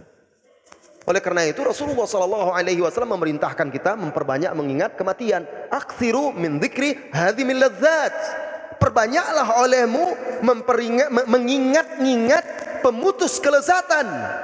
Kalau sudah mati, hilang semua kenikmatan, hilang semua kelezatan, hilang semua kejayaan, hilang semua kekuatan, sama semuanya. Ditimbun, dikubur di dalam liang lahat. Jadi perbanyak mengingat kematian. Yang keenam, saudaraku, sering orang setelah dia bertaubat, dia masih merindukan masa lalunya. Ini yang susah ini. Masih ada dirasanya kerinduan kepada masa lalunya itu. Kadang-kadang masih terlintas dan terbayang, enak ya bisa kongkau-kongkau dengan teman-teman, bisa sana kemari, bisa begini, bisa begitu. Pokoknya teringat rindu kepada masa lalu yang kelam. Dan rindu ini sengaja dimunculkan oleh syaitan. Nah, ini yang menyebabkannya. Saudaraku, ganti kerinduanmu kepada teman-teman lamamu yang sama-sama berada di jalan hitam itu. Ganti kerinduanmu kepada masa lalumu dengan kerinduan kepada Allah, kerinduan kepada Rasulullah sallallahu alaihi wasallam, kerinduan ke majelis ilmu, kerinduan kepada Al-Qur'an. Dahulu ada seorang sahabat,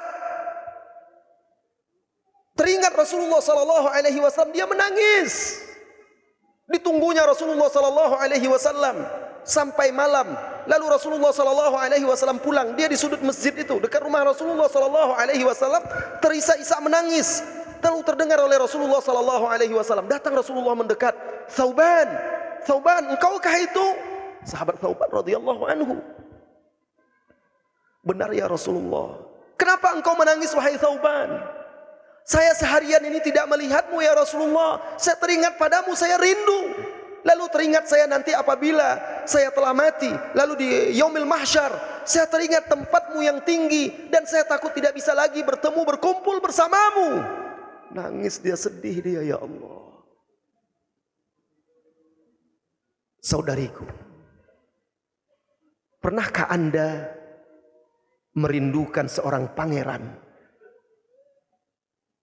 yang akan menjemputmu, mendampingimu, yang engkau harapkan akan bersamamu hidup? Pasti setiap gadis, setiap pemudi mendambakan itu. Bahkan barangkali Anda yang sedang diuji oleh Allah Subhanahu wa taala dengan ishq, penyakit asmara, baik pemuda dan pemudi merasakan rindu itu, hampir setiap hari pengen ketemu aja, hampir setiap hari pengen baca pesannya, pengen lihat fotonya, pengen mendengar suaranya. Karena penyakit anak muda di zaman sekarang itu. Yang lebih parah lagi di kalangan pemuda, ada pula dia rindu bukan sama perempuan, sama-sama laki-laki sejenis, na'udzubillah.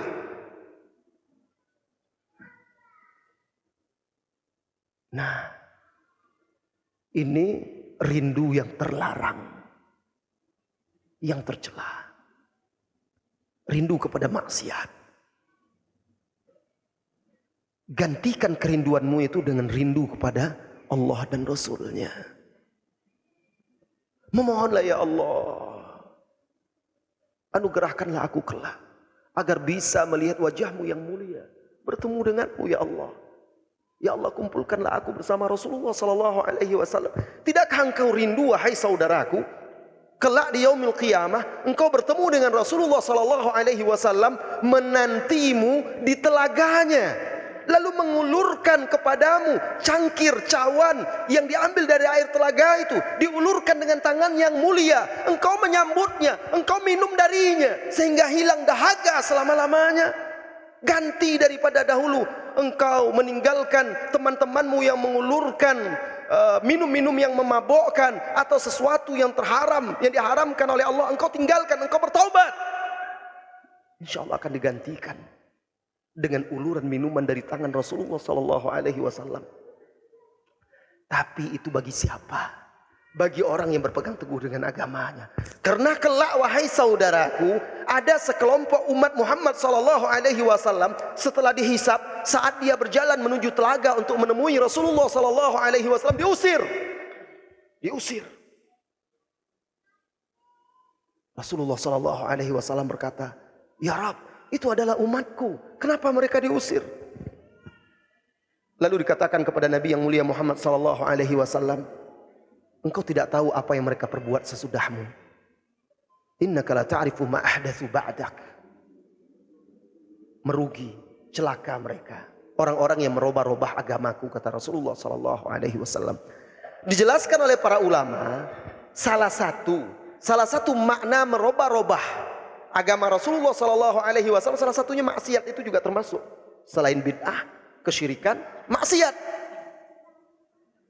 Hati-hati. Karena maksiat itu nanti terhalang dari kenikmatan itu. Gantikan rindumu kepada musik, nyanyian, film-film, sinetron, tontonan itu dengan kerinduan kepada Al-Quran. Salah seorang sahabat, Ikrimah radhiyallahu anhu, apabila dia bertemu dan melihat mushaf, menangis dia, rindu dia, lalu dipegangnya, dipeluknya, dan dia katakan, kalamu Rabbi, ini adalah kalam Rabbku, dengan penuh kerinduan. Subhanallah. Saudara, saudari kaum muslimin dan muslimat, gantikan kerinduanmu kepada komunitas-komunitas, kelompok-kelompokmu yang jauh dari Allah dengan majelis rindu kepada majelis-majelis ilmu.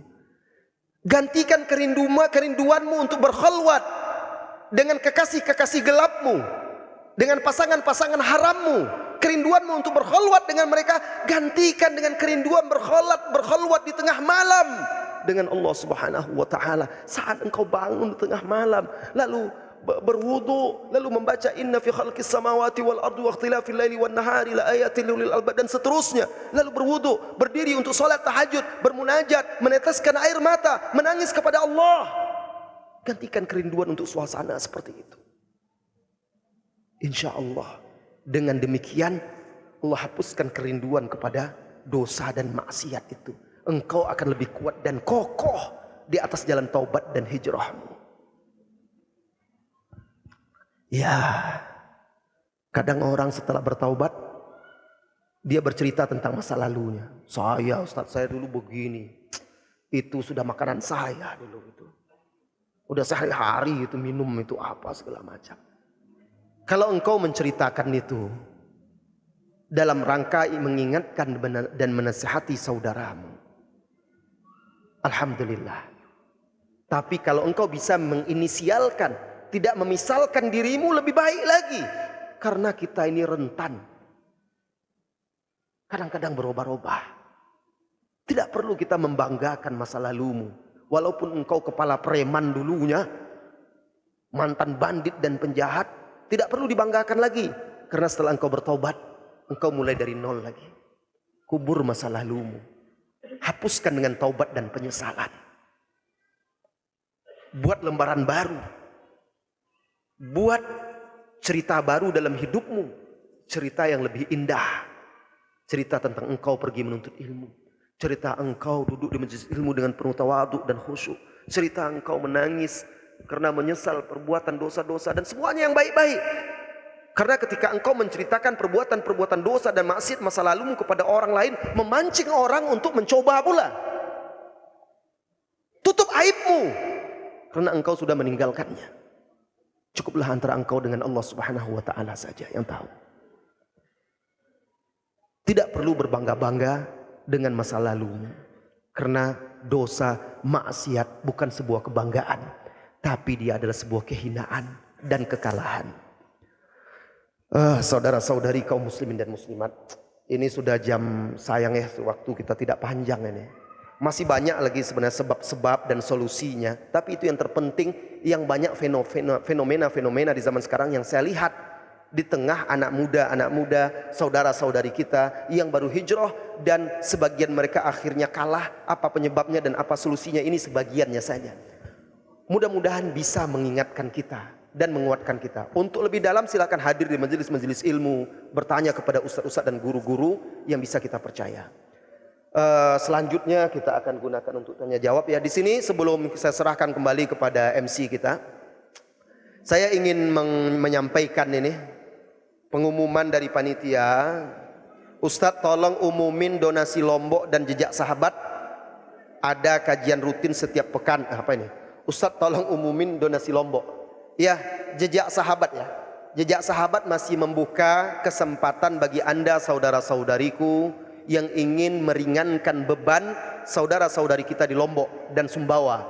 Maka Jejak Sahabat masih menampung sumbangsih, infak dan donasi Anda, mudah-mudahan menjadi amal jariah bagi Anda serta tameng dari api neraka. Silahkan hubungi panitia Jejak Sahabat, mudah-mudahan mereka akan langsung menyalurkannya karena mereka saya lihat juga langsung terjun ke lapangan. Kemudian juga Jejak Sahabat ada kajian rutin ini, silakan hadir. Bagi sahabat semuanya yang berkesempatan, ada kajian rutin setiap pekan, pertama dan ketiga di Masjid Al-Kausar, Jalan Sumbawa. Ya, di Masjid Al-Kausar setiap pekan ketiga, satu dan ketiga. Waktunya malam ya, ba'dal maghrib, waktunya ba'dal maghrib untuk ikhwan akhwat. Untuk ikhwan akhwat, pekan pertama dan pekan ketiga setiap bulan di Masjid Al-Kausar, Jalan Sumbawa. Baik, silakan saya kembalikan kembali kepada MC, silakan dipandu untuk bertanya jawab.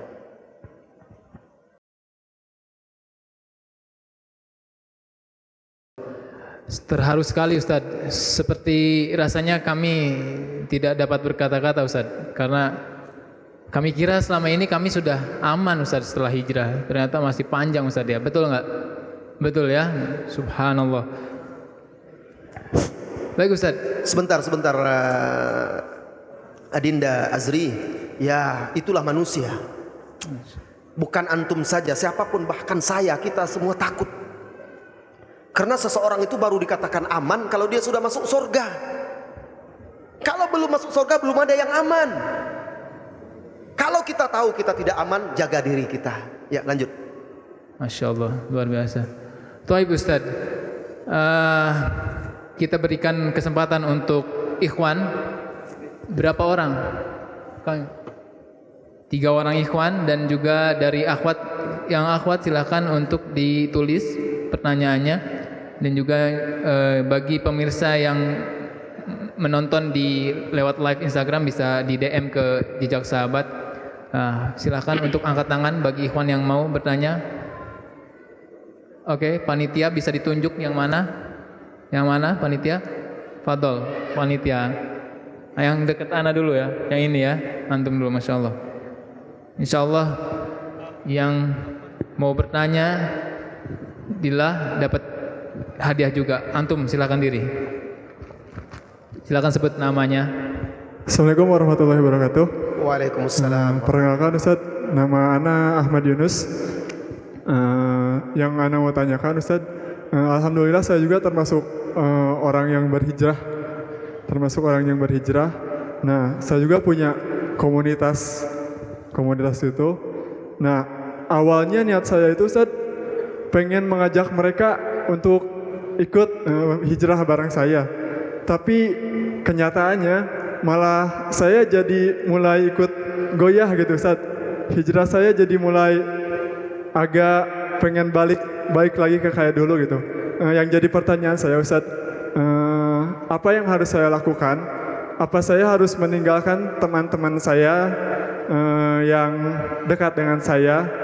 Atau saya harus terus berusaha mengajak mereka buat kembali berhijrah ke jalan Allah Subhanahu wa taala? Itu aja Ustaz. Assalamualaikum warahmatullahi wabarakatuh. Bentar. Sebelum saya jawab, saya bertanya dulu. Ya. Hafal nggak doa tadi? Doa yang belum Ustaz. Belum ya? Belum. Kalau hafal mau saya kasih hadiah. Oke. Oke Ustadz, karena Ustadz mau kasih hadiah juga, karena beliau juga sangat sayang kepada temannya. Bagaimana kalau kita kasih 2, kasih hadiah temannya, kasih ya, yang ada di komunitasnya, iya, biar mereka terus mau ikut ngaji. Fadol antum. Baik. Alhamdulillah, ini pertanyaan yang bagus. Dan saya rasa bukan saudara kita Ahmad Yunus saja yang merasakan seperti itu. Ketika kita mendapat cahaya hidayah itu dan merasakan nikmat serta indahnya, kita juga pengen teman-teman dekat kita seperti kita. Itu pasti.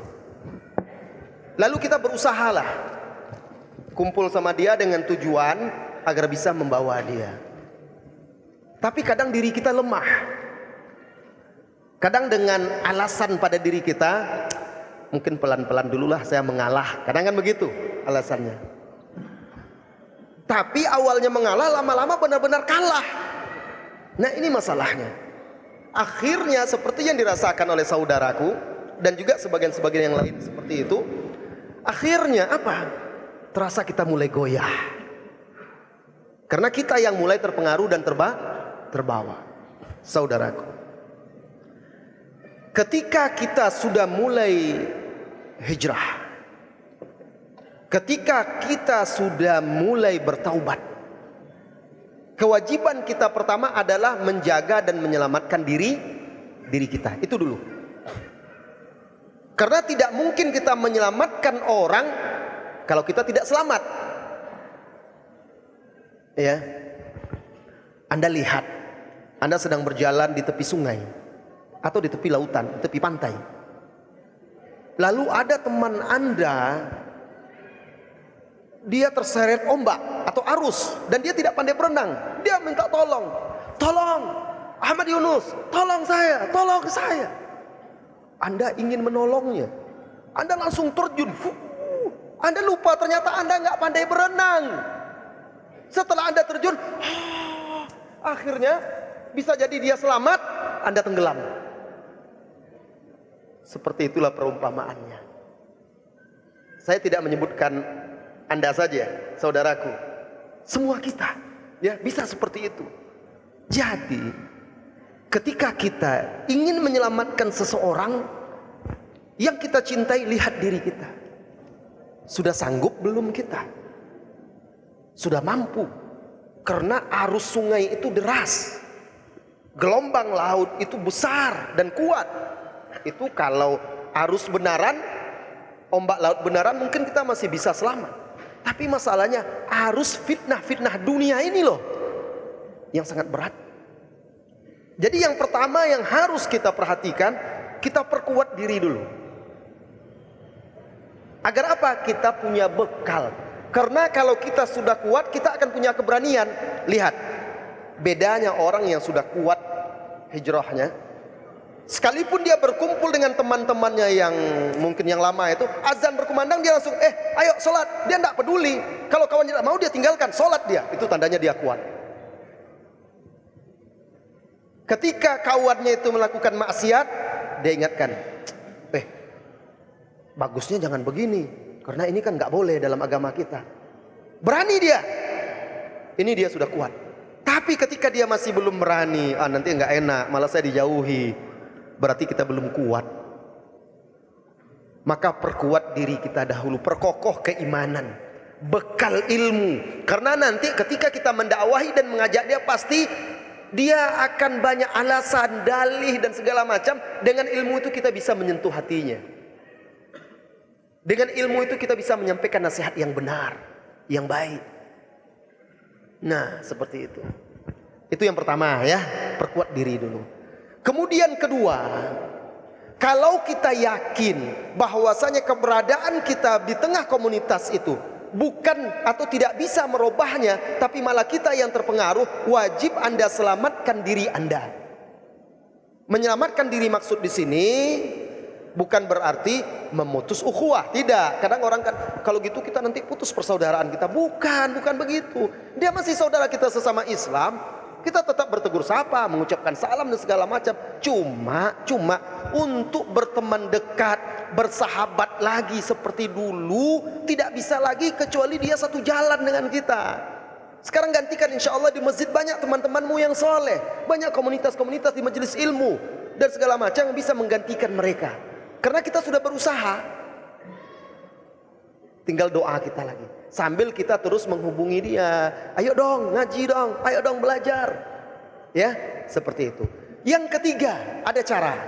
Kalau Anda merasa diri Anda lemah, ketika berada di tengah dia, ajak orang yang kuat. Nah, berani nggak ngajak? Ajak ustadz kita misalnya, Ustadz, yuk kita ketemu teman-teman saya, mudah-mudahan antum bisa nasihati mereka, memberikan masukan-masukan yang baik. Kan enak. Kumpul. Sang ustadz, guru Anda mungkin karena keilmuan dia, kekokohan dia sanggup berbicara. Karena dia tidak peduli, dia bukan mengharapkan ridho manusia, dia mengharapkan ridho Allah. Dia akan nasihati. Nah, dia akan ingatkan, dia ajak dengan cara yang baik dan hikmah. Atau Ustadz, saya ingin nih, biasanya sekali seminggu kumpul dengan teman-teman saya, bisa nggak Ustadz datang untuk ya setengah jam, setiap kumpul antum beri nasihat, antum sampaikan ilmu. Itu ada perubahan. Tapi kalau kita mungkin kita nggak kuat, kalau kita tidak bisa seperti itu, maka seperti hadis Bukhari, kisah pembunuh 100 jiwa. Apa nasihat ulama itu kepada dia? Kalau engkau ingin bertaubat, tinggalkan kampung halamanmu, pergi ke kampung si fulan, beribadahlah di sana dengan orang-orang yang soleh. Karena di kampung dia ternyata banyak orang-orang jahat, komunitas-komunitas yang tidak baik. Mudah dia mengulang maksiat dan dosanya, akan terpengaruh lagi. Dinasihati dia agar meninggalkan itu.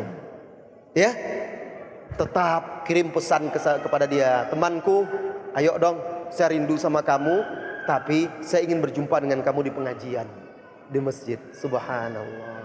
Oh ngapain kesini, kan kamu bisa. Iya nanti kita bisa ketemu lagi. Ayo dong sekali-sekali aja ngaji, diajak. Itu usaha kita. Dan jangan lupa berdoa untuk mereka. Doakan, ya Allah, sebagaimana engkau telah memberiku hidayah, beri pula saudara-saudaraku itu hidayah kepada mereka. Aku mencintai mereka karenamu dan aku ingin mereka selamat dari azabmu. Doakan, itu penting. Doa tanpa sepengetahuan saudara kita di belakang dia itu lebih ikhlas, lebih tulus, dan lebih dekat dikabulkan oleh Allah Subhanahu wa taala. Allahu a'lam bissawab. Silakan. Ini pertanyaan juga banyak. Gimana caranya? Oh iya. Oh ini akhwat ya. Oke, Ustaz. Silakan Azri, mana? Silakan untuk kita rolling, Ustaz. Ya. Ana ada di sini, Masya Allah, Ustaz. Nah, antum yang rolling atau apa ini? Oh enggak Mas, bukan ada yang rolling, Ustaz. Pertanyaannya. Oh iya. Ya. Dari akhwat dulu, Ustaz, sekarang. Ya, dari akhwat ya, kita pilih di sini.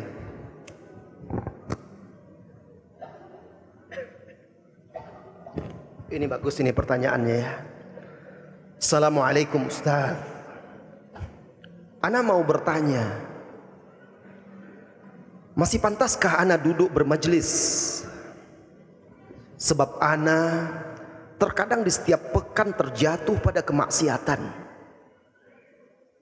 Dan setiap ana sudah bermaksiat, ana laksanakan sholat taubat. Namun entah kenapa, selang beberapa hari atau beberapa pekan, ana kembali terjerumus dalam kemaksiatan dan kembali sholat taubat. Seakan-akan ana ini menyepelekan dosa, Ustaz. Mohon nasihatnya, Ustaz. Syukron.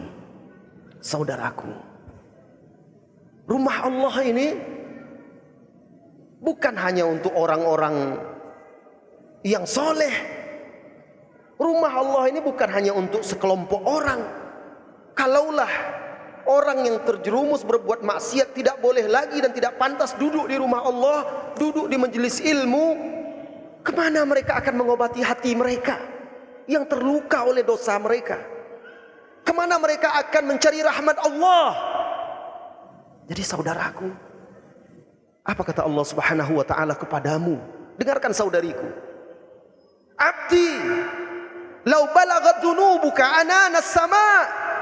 Saudara, hambaku, kata Allah, kalaulah dosamu bertumpuk-tumpuk banyaknya sampai setinggi awan, thumma astaghfartani ghafartu laka wala ubali, kemudian engkau memohon ampun kepadaku, aku akan ampuni engkau, aku tidak peduli. Kalau engkau katakan kepada manusia, saudaraku, masih bolehkah saya berteman denganmu? Saya ini banyak salah, banyak dosa, banyak khilaf, banyak ini. Mungkin temanmu tidak akan mau. Tetapi Allah Maha penerima taubat, Maha pengasih, lagi Maha penyayang. Allah juga katakan kepadamu, abdi, hambaku, law ataitani bi qurabin minal ardi khataya, thumma astaghfartani, thumma ataitani wala tusyriku bi syai'a, ataituka bi qurabiha minal maghfirah. Hambaku, kalau engkau datang kepadaku membawa dosa sepenuh bumi, lalu engkau tidak menyekutukanku dengan suatu apapun, tidak berbuat syirik. Lihat pentingnya tauhid. Aku akan datang menyambutmu dengan ampunan sebesar bumi pula. La ilaha illallah. Engkau punya Rabb yang telah menciptakanmu. Engkau punya Allah yang engkau sembah, yang engkau ibadati. Maka jangan pernah malu dan takut untuk memohon ampun bertobat dan kembali. Tapi Ustadz, saya setiap pekan, hampir setiap waktu saya terulang lagi berbuat maksiat. Lalu saya merasa salah dan bertobat lagi. Saudariku, ini karena taubatmu belum benar. Yang menyebabkan seseorang bisa berulang kembali melakukan dosa dan maksiat yang sama karena taubatnya belum benar. Yang saya takutkan saudariku, nanti engkau ulang lagi maksiat itu rupanya tidak sempat bertaubat, mati. Mudah-mudahan Allah memberikan kepadamu dan kepada kita semua husnul khatimah. Itu harusnya yang engkau bayangkan. Ya, kemarin engkau berbuat maksiat masih sempat bertobat. Nanti setengah berbuat maksiat mati bagaimana? Na'udzubillah. Jadi kalau engkau berbuat dosa, apa yang harus engkau lakukan saudariku? Yang pertama, dosa itu seperti api yang akan membakarmu. Dosa itu tidak akan bisa dipadamkan apinya kecuali dengan air mata penyesalan. Dan air mata itu tidak akan jatuh ke pipimu kalau engkau tidak pernah menumbuhkan rasa takut kepada Allah. Kalau engkau tidak membayangkan azab-azab Allah terhadap dosa-dosa yang engkau lakukan. Saudariku, kalau saja engkau membayangkan dosa apa yang engkau lakukan, baca hadis tentang itu. Apa ancaman Allah terhadap itu? Bagaimana kalau engkau mati sedang melakukan dosa itu? Azab ini sudah menanti. Na'udzubillah, na'udzubillah, na'udzubillah. Dengan rasa takut itulah, menyesal sungguh-sungguh dan ikhlas mengharapkan Allah membantu dan menguatkanmu, itu yang bisa membuat air matamu menetes. Ini yang pertama, penyesalan. Kemudian yang kedua, wahai saudariku, berjanjilah kepada Allah, bertekadlah kepada Allah untuk tidak mengulanginya lagi. Saya sudah lakukan itu Ustaz. Jangan janji palsu. Kalau engkau benar pasti Allah bantu. Tapi kalau engkau mendustai dirimu sendiri, mendustai hatimu, maka Allah tidak akan bantu engkau. Ketiga, yang membuatmu mudah jatuh ke maksiat. Engkau sudah bertobat, tapi engkau belum meninggalkan jalan-jalan dan sebab-sebab yang membuatmu jatuh kepada maksiat. Engkau harus hijrah secara totalitas. Apa yang membuatmu terjerumus kepada maksiat? Temanmu talak. Silakan pisah dari dia. Cari teman yang baru, teman soleh yang akan mengingatkanmu selalu. Apa yang menyebabkanmu terjerumus kepada maksiat? Terus. Pekerjaanmu, tinggalkan pekerjaan itu, karena dia tidak akan menyelamatkanmu. Cari pekerjaan yang halal, yang bisa menjaga agamamu. Apa yang menyebabkanmu terjerumus pada maksiat? Oh, handphonemu. Oh, akun-akun medsosmu. Tutup akun medsosmu. Gantikan handphonemu dengan handphone yang biasa. Apa kebutuhanmu? Sekarang silakan berkomunikasi dengan Allah Subhanahu wa taala dalam munajatmu. Harus ada usaha, harus ada perjuangan. Tempat tinggalmu, tinggalkan tempat tinggalmu, cari tempat tinggal yang lain, yang baru, sehingga tidak mengingatkanmu lagi kepada dosa itu, yang membuatmu rindu kepada dosa itu. Yang terakhir saudariku, ketika hasrat untuk berbuat dosa dan maksiat itu menggebu-gebu lagi, ketika itu langsung berdoa kepada Allah. Ya Allah, tangisi dirimu, mohon dengan penuh kerendahan hati, sujud kepada Allah, minta, ya Allah saya enggak kuat, ya Allah hanya Engkau yang bisa menguatkan saya, bantu saya melawan hawa nafsu saya, bantu saya melawan syaitan ini, ya Allah aku takut kepadamu. Kalau Engkau betul-betul seperti itu, Allah akan bantu. Tapi kalau tidak ada seperti itu kesungguhan kita, Allah belum melihat kesungguhan kita, maka kita akan menjadi lemah. Ingat Allah berfirman, walladzina jahadu fina lanahdiyannahum subulana. Orang yang bersungguh-sungguh di jalan kami, salah satunya jalan taubat, jalan Allah itu. Bersungguh-sungguh, pasti kami akan bimbing dia ke jalan kami. Kami beri petunjuk dia kepada jalan kami. Kemudian saudariku, perbanyak salat malam, perbanyak menghafal Al-Quran, perbanyak ibadah, perbanyak sedekah, fokus menuntut ilmu agama. Kalau engkau belum menikah, menikahlah segera. Maka engkau akan lebih terjaga. Mudah-mudahan Allah menjagamu, menerima taubatmu, meneguhkanmu di atas taubatmu, dan juga mudah-mudahan Allah mengampuni dosamu dan dosa kita semua. Amin. Ya. Silahkan, ada yang lain lagi? Oh, Masya Allah, sabar. Nah, Masya Allah. Sedikit mengupdate Ustadz, bahwa kita mendapatkan update bahwa untuk donasi Lombok Ustadz ya, untuk donasi Lombok alhamdulillah kita sudah membangunkan 250 hunian sementara. Jadi untuk kedepannya kita akan membuka donasi untuk hunian sementara ini sekitar estimasi rencananya ada anggarannya 1,5 juta sampai 2 juta. Tafadhol bagi ikhwan semua, bagi sahabat semua yang mempunyai kelebihan harta untuk mendonasikan hartanya ke rekening Jaksabat. Dan sebagai inisiator, Ustadz Abu Zubair juga sebagai salah satu inisiator posko gabungan kita di sana, Masya Allah, sebagai inspirasi kita di sana. Oke, nanti di teknisnya Ustadz, nanti ketika keluar ada Ayah Doni dan beberapa rekan kita yang membawa kantong kuning, donasinya silahkan dititipkan di sana. Dan untuk pertanyaan selanjutnya Ustadz, ini ada ikhwan kita yang kayaknya pertanyaan penting Ustadz. Betul. Katanya dari Pekanbaru juga, Masya Allah, lebih jauh dari sini. Marhaban. Betul. Saya dari Bandung, teman-teman. Sekarang. Assalamualaikum Ustadz. Waalaikumsalam. Jazakallah khair atas kesempatannya. Mungkin sedikit saya perkenalkan diri karena ini berhubungan dengan pertanyaan saya. Afwan Ustadz. Saya Wendri, saya dari Pekanbaru. Marhaban. Alhamdulillah rumah saya di Pekanbaru itu dekat Masjid Abu Darda, cuma beberapa ratus meter aja. Masya Allah, Masya Allah. Sekitar 4 tahun yang lalu, 3 tahun yang lalu, alhamdulillah saya lulus dapat pekerjaan di sebuah kota.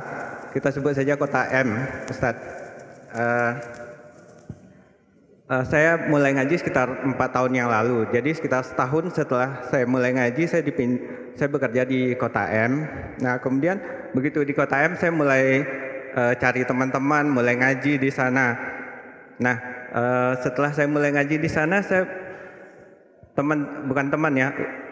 guru-guru tempat saya ngaji di sana beberapa saya ketemu fatwanya.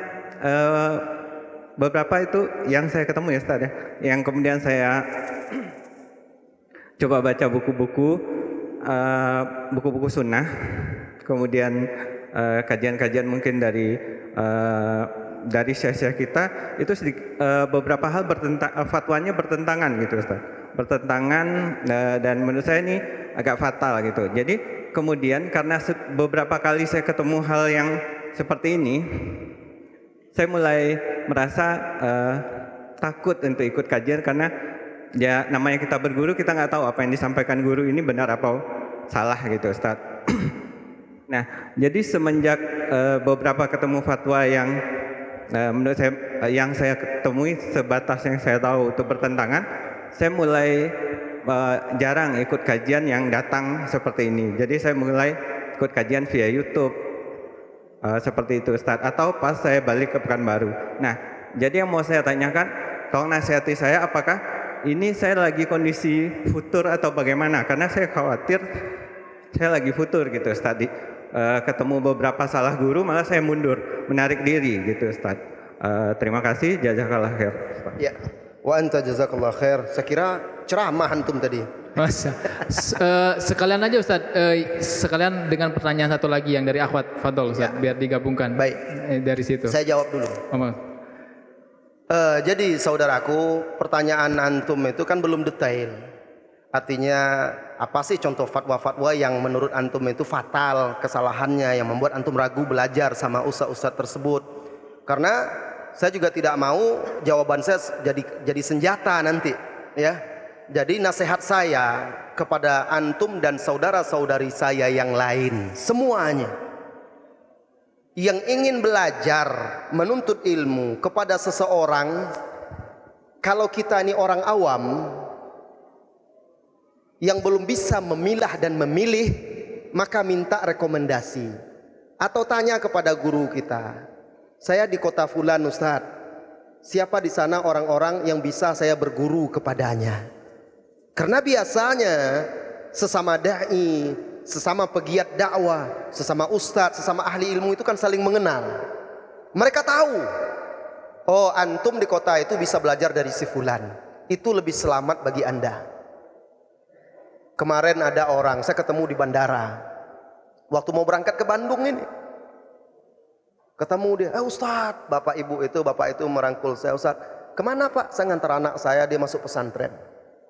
Pesantren di mana? Di Jawa Tengah, di kota Sragen, kata dia. Oh iya, pesantren apa? Ini. Oh, ustadznya ini ustadznya fulan. Saya tahu ustadz yang disebutnya itu. Kenapa bapak tidak tanya-tanya dulu?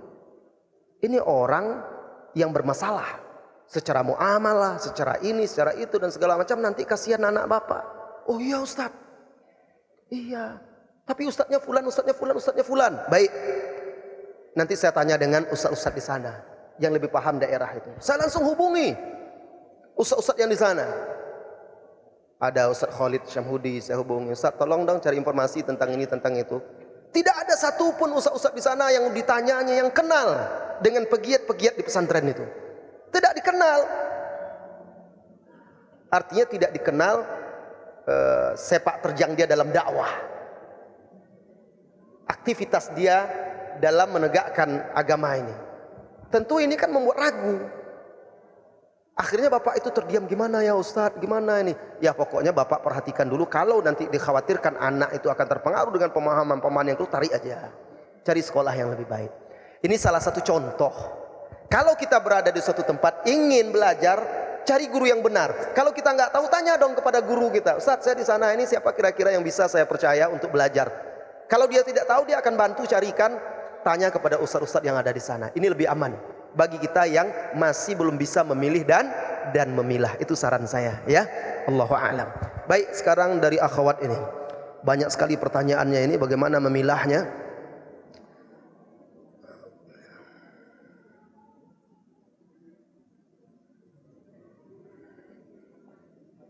Ini kemana memilihnya nih sebanyak ini nih? Nah inilah ya. Ini bahasa apa? Yang nggak bisa baca saya bahasa Jepang. Tapi di bawahnya ada bahasa Indonesianya. Iya, ditranslate-nya mungkin.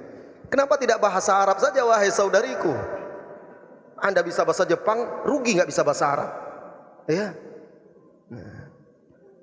Bagaimana cara mengendalikan rasa cinta? Sulit itu mengendalikan cinta itu.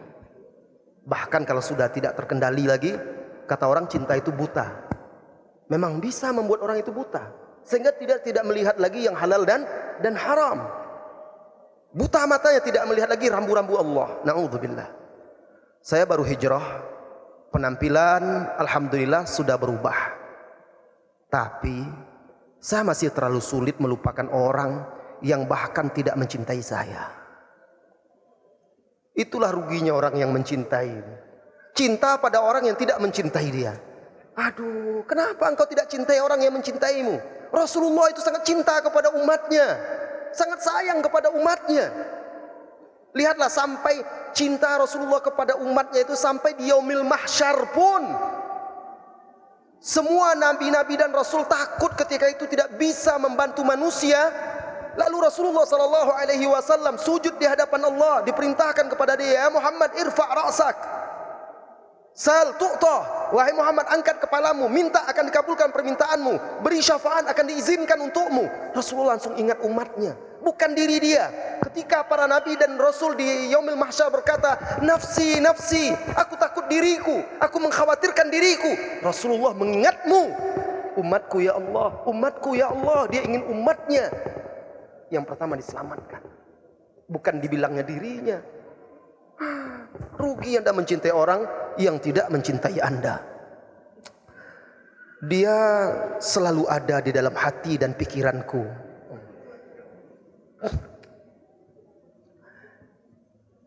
Ya, saya pernah muda seperti Anda juga, wahai adikku. Dulu saya pernah menyukai seorang gadis. Tapi di zaman itu tidak seperti sekarang ya. Itulah dia bahayanya sering bertemu itu. Ya waktu awal-awal masih muda. Sekarang masih muda juga insya Allah semangatnya ya. Akhirnya saya kuliah di Jakarta, dia di Pekanbaru, kami surat-suratan lah, surat-surat. Tapi setiap kali menulis surat, menerima surat itu ada perasaan hancur di hati ini. Menangis. Kenapa saya seperti ini ya Allah? Berjuang terus untuk melupakannya, enggak bisa juga. Ya Allah, berbaring teringat dia terbayang-bayang di mata. Ketika matahari terbit seperti melihat senyumannya. Mendengarkan kicauan burung seperti merdu suara. Itu katanya kan para pujangga. Itu orang yang sudah di mabuk asmara. Jadi terganggu menuntut ilmu. Ada rasa takut, ada rasa khawatir dan cemas. Sampai akhirnya saya bulatkan tekad, ini tidak benar. Ini godaan syaitan ini. Ini kalau tidak saya putuskan berbahaya. Maka saya bakar semuanya. Saya hapus alamatnya, nomornya apa semuanya. Selamat tinggal. Sekarang saya berteman dengan ilmu. Sekarang berteman dengan kitab-kitab di majelis ilmu. Sudah saya lupakan, tidak ada lagi. Harus ada perjuangan. Alhamdulillah saya bisa melupakannya. Nggak ada ingat, nggak ada ini segala macam. Kalau kita betul-betul ingin berusaha. Ini penyakit ishq. Penyakit asmara kata Ibnu Qayyim al-Jauziyah. Sebagaimana di dalam kitabnya Ad-Da'u wad-Dawa dan juga di dalam kitabnya Raudatul Muhibbin. Dan penyakit ini wahai saudariku, obatnya adalah obat penyakit ishq itu salah satunya Anda harus segera menikah. Dengan menikah mudah-mudahan terobati, sudah tergantikan dengan orang yang lebih baik daripada orang yang Anda rindukan dan tidak mencintai Anda. Anda mendapatkan orang yang akan menyayangi, mencintai Anda itu. Menikahlah, Anda akan selamat. Itu salah satu obatnya, menikah karena Allah. Kemudian wahai saudariku, perbanyak zikir, perbanyak membaca Al-Quran. Kemudian perbanyak mengingat kematian. Kemudian juga ingatlah bahwa tidak setiap yang kita inginkan itu adalah kebaikan bagi kita. Allah yang lebih tahu mana yang terbaik untuk kita. Dan Anda harus bersyukur ketika Allah menjauhkan Anda dari Dia, membuat Dia tidak cinta kepada Anda. Allah Maha tahu, barangkali kalau Anda bersama Dia mungkin Anda tidak akan bahagia. Bersyukur kepada Allah. Wallahu ya'lamu wa antum la ta'lamun. Allah yang mengetahui dan engkau tidak mengetahui. Obati penyakit rindumu dan cintamu dengan mendekatkan diri kepada Allah Subhanahu wa ta'ala. Nah, dengan itu mudah-mudahan engkau bisa melupakannya. Baik, saudara-saudari, saya mohon maaf ya. Saya tidak bisa menjawab pertanyaan Anda semua karena keterbatasan waktu. Saya senang berkumpul dengan Anda semua. Doa saya agar diri saya, Anda semuanya dijaga oleh Allah Subhanahu wa taala dari su'ul khatimah dan dari ketergelinciran dari jalan yang lurus.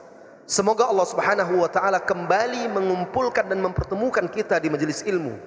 Dan jika tidak di dunia kita bisa bertemu, semoga Allah Subhanahu wa taala mempertemukan dan mengumpulkan kita bersama Rasulullah sallallahu alaihi wasallam di yaumil qiyamah dalam keadaan yang baik di telaganya dan di surganya. Amin ya rabbal alamin.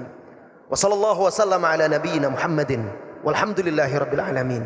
Assalamualaikum warahmatullahi wabarakatuh.